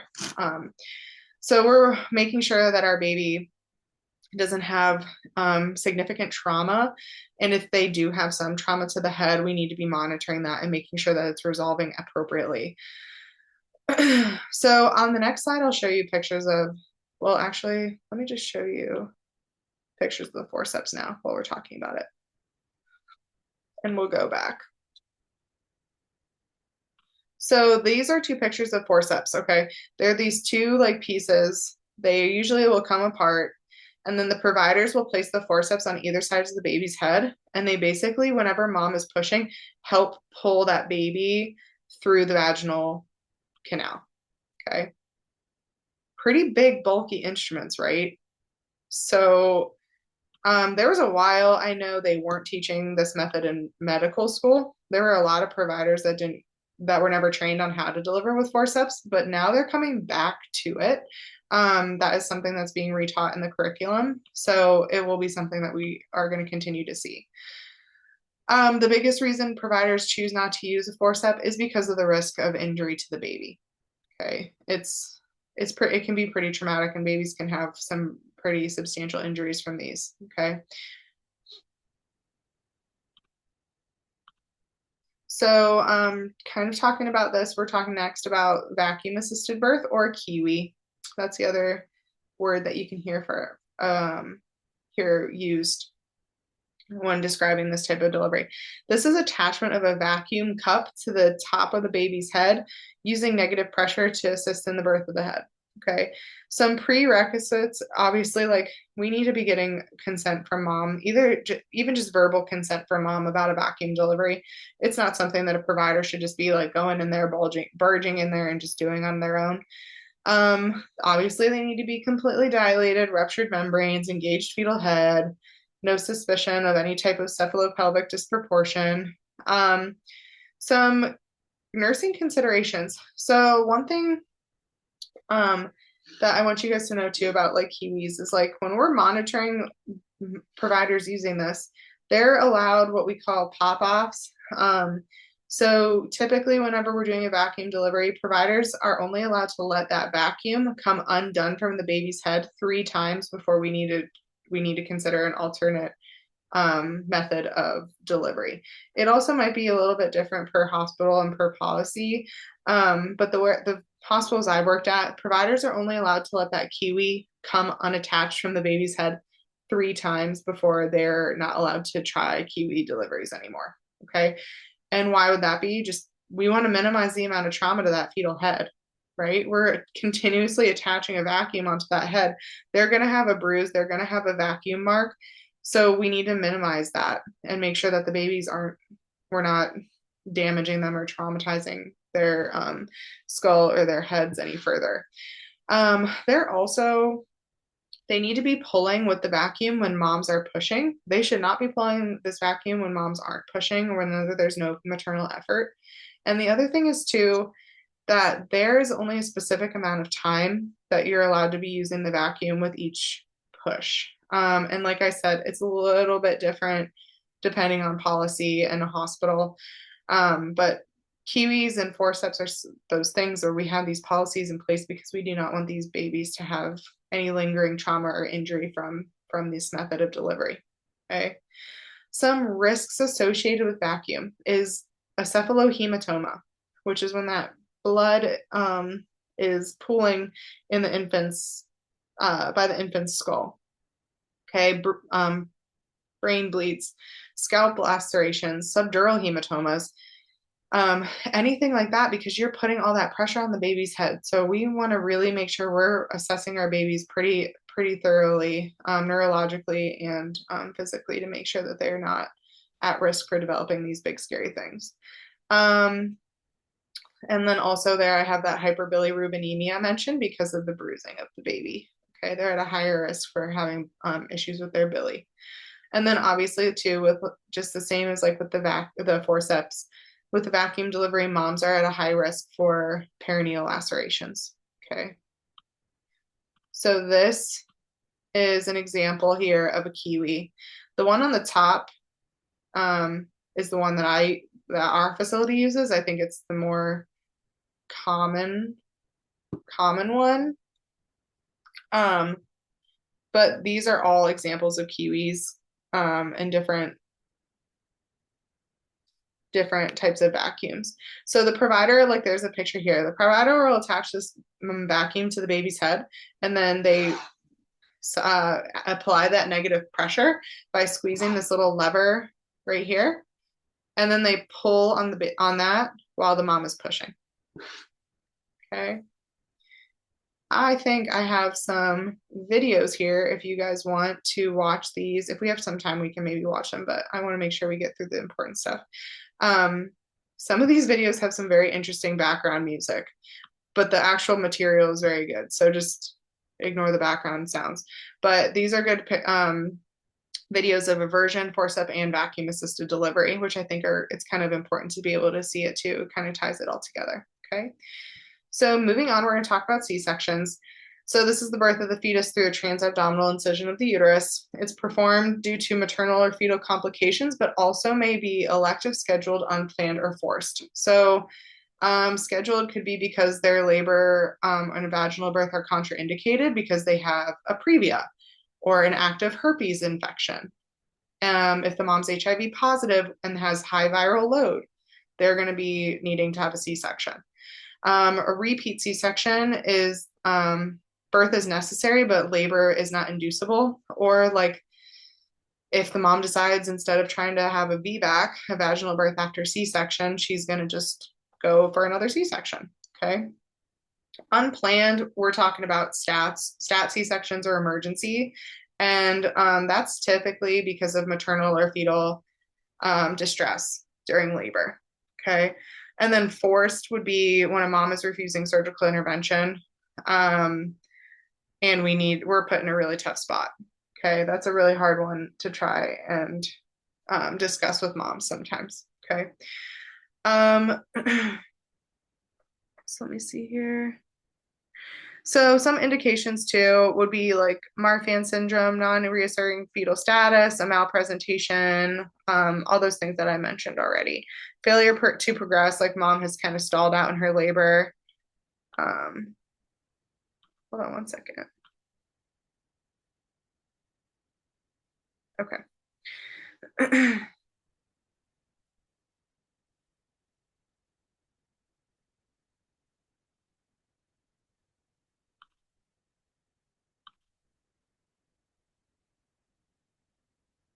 Hold on one second, sorry.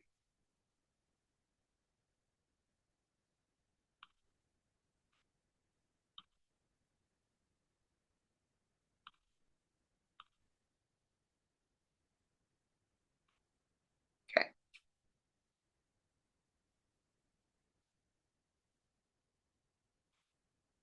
So some surgical techniques. So what's really important to note whenever we're talking about C-sections is we want to know what type of incision we have, okay? Low transverse is the most preferred and the most common. A transverse is also can be referred to as a bikini incision. The type of incision is usually based on the anatomy, the urgency of the surgery, and then how the baby is laying in uterus. And this is what I really want you guys to know, like star, whatever. If a patient has a vertical incision, okay, she is not a candidate for a VBAC because her risk of abruption is much higher with that kind of an incision. Okay, so we can call that a classical incision. Whenever the incision's like this on the uterus, that patient immediately cannot do VBACs. Okay, only low transverse incisions are usually the candidates for VBACs. Okay, so that's really important for you guys to know. T-shape or other vertical incisions are obviously not preferred because of that. So some complications and risks for moms, we're worried about like issues with anesthesia. They are still at a risk for hemorrhaging with a C-section. Bowel or bladder injury, amniotic fluid embolism, bolus, air embolism. If their wound gets infected, they're at risk for that. And then feed for the baby, we worried about injuries. They're at a higher risk of needing resuscitation efforts following delivery because they're not getting that initial squeeze, so they might be aspirating some of that amniotic fluid a little bit more than what you could anticipate for a vaginal delivery. And then we also know too, with C-sections, moms are having anesthesia. So the biggest ones that we usually see with these would be your spinal, a general anesthetic, or if a mom has been laboring and she already has an epidural, sometimes the anesthesia provider will dose their epidural as well. Okay, so that's also important to know because if we have a mom who's laboring and say her epidural is one-sided, like she can feel all the pain and pressure on her left side. And we have to rush back for a C-section, and the anesthesia provider's like, oh, she's got an epidural, we're good. You need to be the nurse and be like, no, it's one-sided. We need to do a general or do a spinal because it's not going to be effective. Most of the time for a stat C-section anyway, they're doing a general. And they're going to just put mom to sleep. Okay.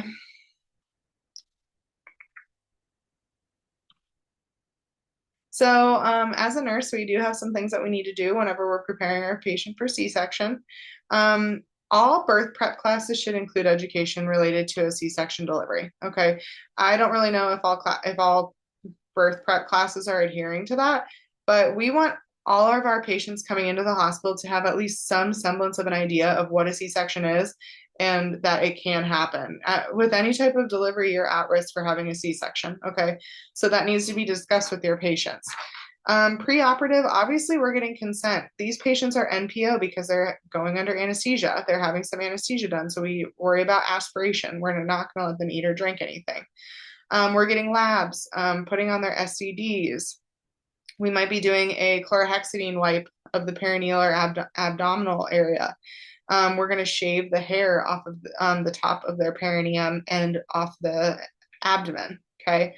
Administering some antibiotics before surgery, removing any jewelry because that can interfere with the cautery that we're using during the procedure. During the surgery, it is still part of our nursing job to communicate with this patient, especially if this is an emergency procedure. Okay. This mom is already going to be nervous. She's anxious. She's wondering what is going on and why it's happening. So, as their nurse, we need to be talking to them and telling them everything that's going on as best as we can. We're involving the patient and their partner in the process. Sometimes OR staff will offer moms the option of a window drape, which it's not like they can see the entire C-section. That is definitely not allowed. But it's just a little like film in the drape that they put over mom's face that has a little window where they can see whenever the provider will pull the baby up and can show the mom through the window. We need to be also mindful of if you are circulating and scrubbing these C-sections, doing proper timeouts and counts to ensure that we have the right patient and that we're not leaving anything in the abdominal or perineal cavities. Your immediate post-operative period, we're wanting to follow hospital policy, of course, but it's usually we're at the bedside with the mom and we're doing vitals every 15 minutes for the first 2 hours. You should be doing incisional and also fundal assessments for a C-section. Yes, we still need to be doing fundal assessments to assess for bleeding. I've had patients before that have hemorrhaged after a C-section and have had to go back to the OR because they are bleeding too much. So we need to be keeping track and weighing and getting our quantitative blood loss for the surgeons. And if it's really high, we need to let them know. And then obviously too, we're helping with breastfeeding and all the other things with postpartum care. Okay.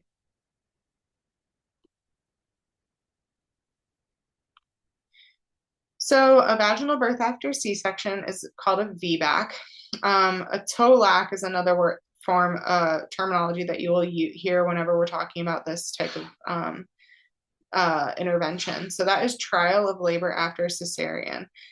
This is what happens when we have the observation of a woman and her fetus for a reasonable period of spontaneous active labor to assess the safety of vaginal delivery. So a TOLAC is different than a VBAC because a TOLAC is seeing if the mom and the baby are able to withstand the stress of labor, whereas a VBAC is just whenever they do have a successful vaginal birth after C-section, okay? You can only try if you have that low transverse incision and no other underlying risk factors. And then our biggest risk with the vaginal birth after C-section, what do you guys think it is?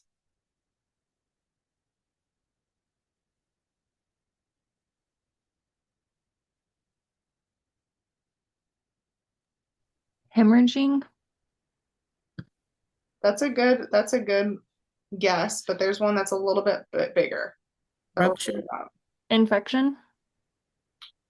We're not worried too much about infection. We are worried about that, obviously. There's another one. Rupture. Yes. Yeah, we're worried about uterine rupture. Why would we be worried about uterine rupture in a patient that's had a C-section? Why are they at an increased risk for that?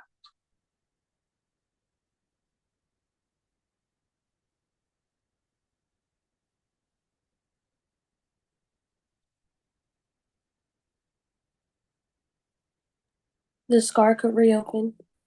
Yes, we're worried about their scar tissue. That's excellent. Yeah. So they have that scar tissue that's on their uterus, right? So we're worried about that rupturing through that scar tissue. Okay.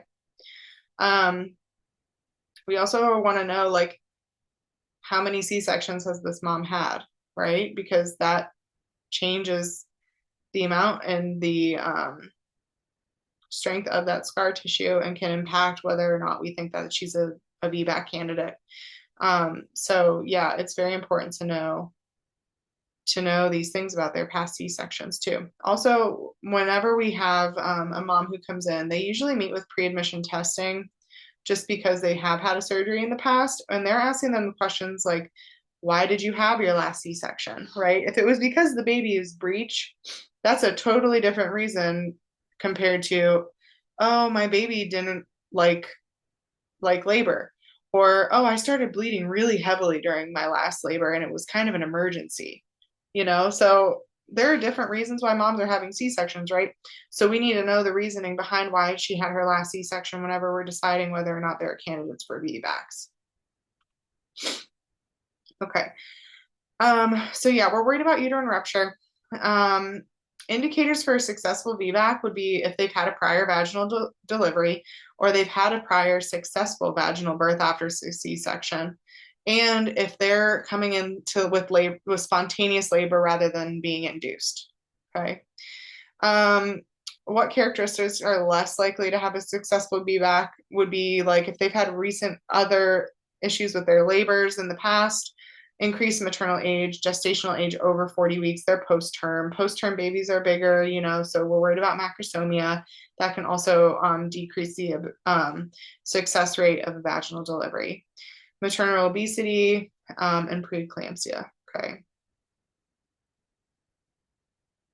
Anyone have questions about VBAC, C-sections, induction, or augmentation of labor before we move on?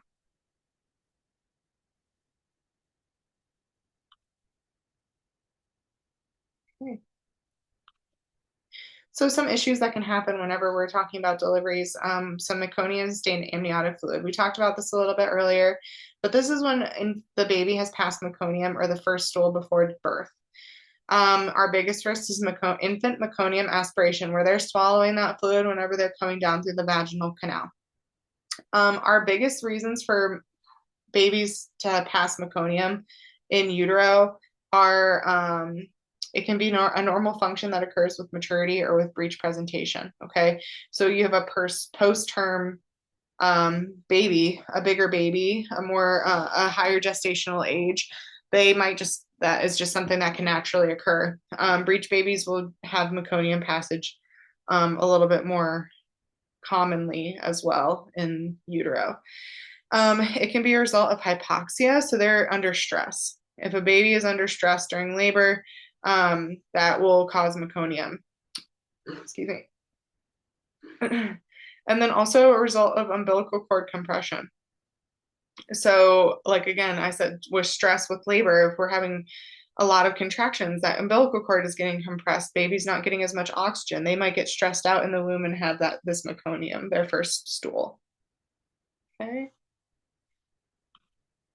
A next OB emergency I want to talk about is the shoulder dystocia. Okay. This is a condition in which the head of the infant is born, but the shoulders get stuck in the maternal pelvis. It's usually from the size disproportion between the baby's shoulders and then the pelvic inlet. You see this a lot with a large for gestational age infant. So those macrosomic babies, you see this a lot with them. If mom has had a history of shoulder dystocia in the past or any other type of pelvic abnormalities, like she's had fractures before, or she was in like a car accident in the past and she's had a pelvic fracture. Like those kind of moms, we want to know that history about them because they're at an increased risk for not only labor dystocia, but a shoulder dystocia. Okay. Some indicating signs of a shoulder dystocia would be the slowing of the progress of the second stage of labor, or if that baby is forming what we call caput, which is the cone head. A baby gets a big cone head because they've been sitting in a certain position in the pelvis for a long amount of time. Okay. Whenever you're seeing those two things in combination, we're worried about shoulder dystocia. Fetal risks include asphyxiation if the shoulder dystocia is not resolved. They also are at a risk for clavicle fracture and right arm fractures, or like the fracture of the humerus. So whenever, like, if you have a mom that's coming in and she's a gestational diabetic, she's 40 plus weeks gestation, and she is also an obese mother, like that is somebody that I would be worried about a shoulder dystocia with because we're anticipating a big baby and also some pelvic disproportion. Okay. So just have that in the back of your mind whenever you're taking care of those kinds of patients. So here I have a picture of down here, you see the baby, the head has been birthed, but that top shoulder, that right shoulder is pushing right up against that pelvic bone and it's not giving away. Okay. So this baby is getting stuck right here like this, which is bad because we do not, like, baby is not going to be taking the first breath. The amount of oxygen to baby is going to be depleted because baby is partially born. So we need to get this baby delivered very quickly. So there are some things that nurses can do at the guidance of the providers to resolve shoulder dystocia. There are different kinds of maneuvers called McRoberts and Gaskin. So McRoberts is this here that is on the picture of the slide, where you're pulling mom's knees to chest, and you're going to be applying suprapubic pressure. So you can see this person in here is bringing the mom's legs back towards them and pushing with their hand on the mom's pelvis to dislodge that shoulder out from that pelvic bone. Okay, so that's what we call McRoberts maneuver. This is the most common whenever it comes to shoulder dystocia, and it's usually what we try first. If, God forbid, your McRoberts is not working, another thing you can try is Gaskin, the Gaskin maneuver, which is when you have the mom in hands and knees. This is not what we really prefer to do because it's difficult with impaired motor function. So if mom has an epidural and can't move around as well, putting her in hands and knees is very challenging. It's not impossible. I've done it before, but it's definitely not the easiest thing in the world. So McRoberts is usually what we are doing first, okay, and then applying that suprapubic pressure. Usually your providers are going to tell you which way to push down onto the pelvis. It's typically like you're pushing to dislodge that right arm, but sometimes it can be a little bit different. And the providers, once they can feel where that shoulder is, will have a better idea of where to tell you to apply that pressure. Okay. Next thing we want to talk about is an umbilical cord prolapse. This is a huge OB emergency, and it occurs whenever the cord lies below the presenting part of the uterus or part of the cord is birthed before the baby. Okay. Some contributing factors and what can cause an increased risk of this would be if the baby has a long cord, if there's a malpresentation, if the baby's head is not engaged, an unengaged presenting part. So like the one time that I've seen a prolapsed umbilical cord, the provider ruptured a patient's water, like bag of water, when the baby's head was still really blottable on the cervix, and that cord just slipped right out underneath the baby's head. So that was how the cord prolapse came out with all that amniotic fluid. Some signs and symptoms of a cord prolapse. Obviously, the mom will either see the cord or feel the cord, or you will see or feel the cord. But if you don't, and it happens when you're not in the room, baby's going to start having variable or prolonged decelerations. Okay. That is what you're going to see on the strip. Like baby's heart rate could just tank and not recover, or have like those really big variables. Okay. So as a nurse, there's a lot of things that you're going to do if this happens. First thing, you're going to stay with the patient. You are not going to leave that room. You're going to have somebody else call the provider and the surgical team. You'll put a sterile glove on, and you're going to relieve pressure off of that cord by putting your sterile hand up into the woman's vagina and relieving pressure off that cord. Okay, so it's usually just lifting the baby's head up off of it. You are going to stay like that basically until the mom is draped and prepped and ready for a C-section. Okay. You're going to place the patient in Trendelenburg, or Professor McBride has been doing some recent research on this, and we're going to be putting them in like a lateral Sims position rather than Trendelenburg, because it can kind of impair and add some more pressure onto the mom's lungs. But for right now, as long as you guys know, we're placing them in a Trendelenburg or a more flat or reclined position. That's what we want you to know. Sorry. Knee, yeah, knee chest is the other desirable position. Sorry, I don't mean to interrupt, but knees on the bed, chest on the bed, butt in the air. Mm-hmm. Which I actually have a picture of that on the next slide too. So that part, if you have a cord that's protruding, you are going to wrap that in a sterile towel with warm saline. You are not going to try and push that back up into the uterus, because we're worried about infection, right? So we want to just be protecting that cord, and then administer oxygen and give fluids to mom. Okay. So here I have pictures too so this top picture is that gloved hand, and that person is relieving the pressure off of the cord by lifting the baby's head. This is that knee chest position. Like Professor McBride mentioned, where the mom's knees are on the bed, and then her chest is on the bed, her butt's in the air. That's bringing the baby down in a safer position rather than Trendelenburg. Okay.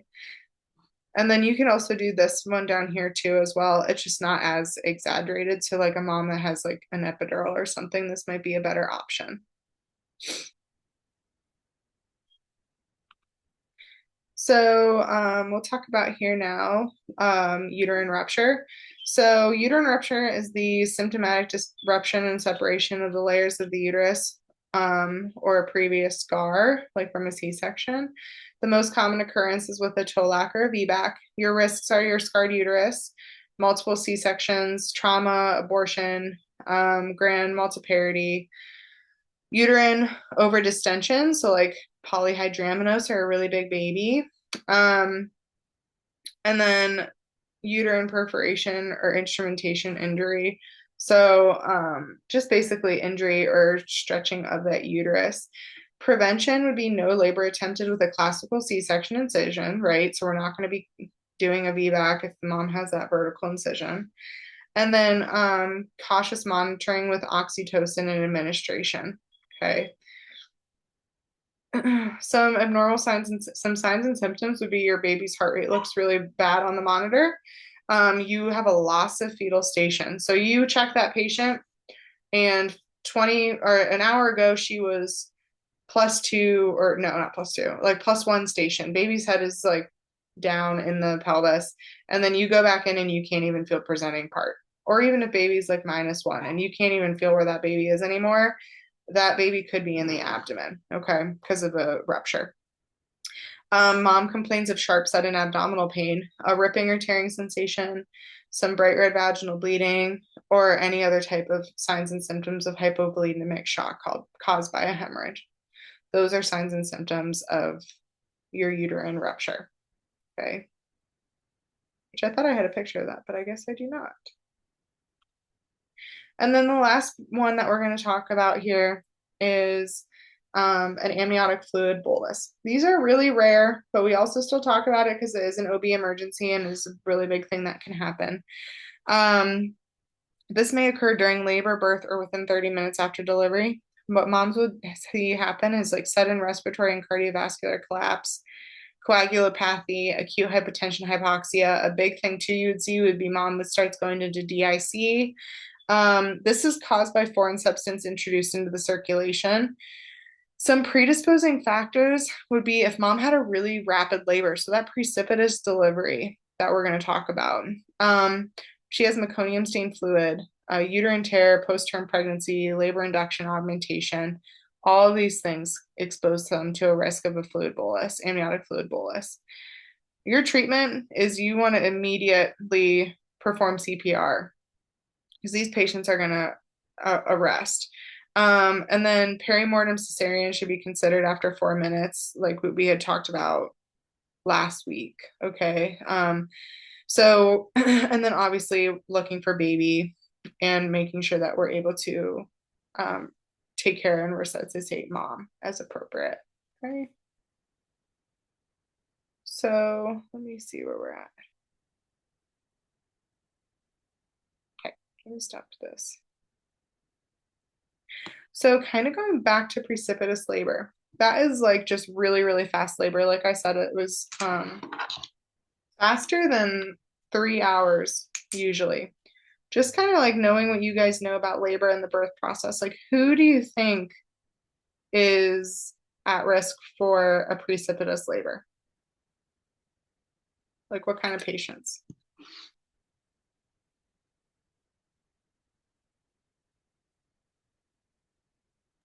Your heavier patients? Actually, we're worried more with long labors with obese patients. So probably the opposite, malnourished, malnutrition. If a mom has a history of a precipitous labor, like she tells you when you're doing her intake, like, oh, my last labor was only 5 hours, and that was her first baby, I'd be like, oh, all right. If they've had a fast labor in the past, they're at an increased risk for a fast labor. If they have advanced cervical dilation prior to labor onset, like they keep going to their OB appointments and like their 35-week appointment, they were already 5 centimeters. You know, that's not going to take them too long to go from 5, you know, it could be faster. So we're worried about precipitous labors and deliveries with them. If we know that there's a smaller baby, right?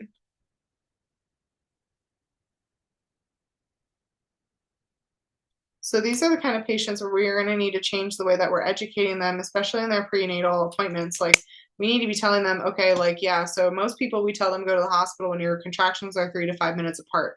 These patients, if they have history of precipitous labors, we might need to tell them you need to start heading to the hospital whenever you are feeling any contractions, you know, because some women also may not be feeling these contractions the same way others are. You know, their contractions might be pretty like mild compared to others. So if they're feeling any type of contraction or uterine activity at all and they have a history of precipitous labors, they should come in.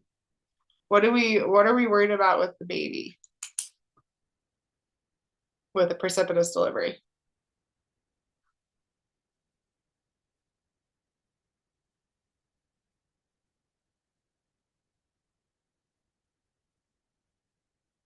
Rapid delivery, maybe? Yeah, we're worried about the rapid delivery, but with rapid delivery, we can sometimes be worried about like if we didn't get that mom on the monitor before she delivered because she just came in, stopped and dropped and had a baby, we need to be like aware of, okay, well, we don't really know what this baby was looking like while she was laboring. We might need to be worried about resuscitation too, right? Because we didn't have any monitoring. But yeah, like respiratory distress. Yeah, that's some other thing, like, because we're not watching them during that labor, so we don't really know what they looked like before delivery. So we're going to be cautious with them whenever they are delivered. What about pain control? For moms, Yeah. if they're delivering that quickly, they probably don't have time to get medicine. Right, that's what I meant, that we wouldn't be able to give them medicine. Yeah, yeah, exactly. Because even if your mom comes in and she's like already 8 centimeters and this is her first baby and she started contracting 2 hours ago, that's not somebody that I'd feel comfortable giving Nubane to, and they might not have enough time to get an epidural. So, yeah, that's very true. But I will fix those slides. I don't really know what happened with that. And I'll repost those and send those into Canvas. Make sure you guys have that placenta previa and your NCLEX stuff done by Sunday. If you have not done that preeclampsia case study, please finish that. I know the due date says something different, but we need to go off syllabus, okay? So go ahead and submit that too as soon as possible. And if you guys have any questions or you want to set up a meeting, just let me know, okay? But you guys are good to go. Thanks for coming today. Thank you. Can I stay on and ask you a few questions? Yeah. Let me stop my recording.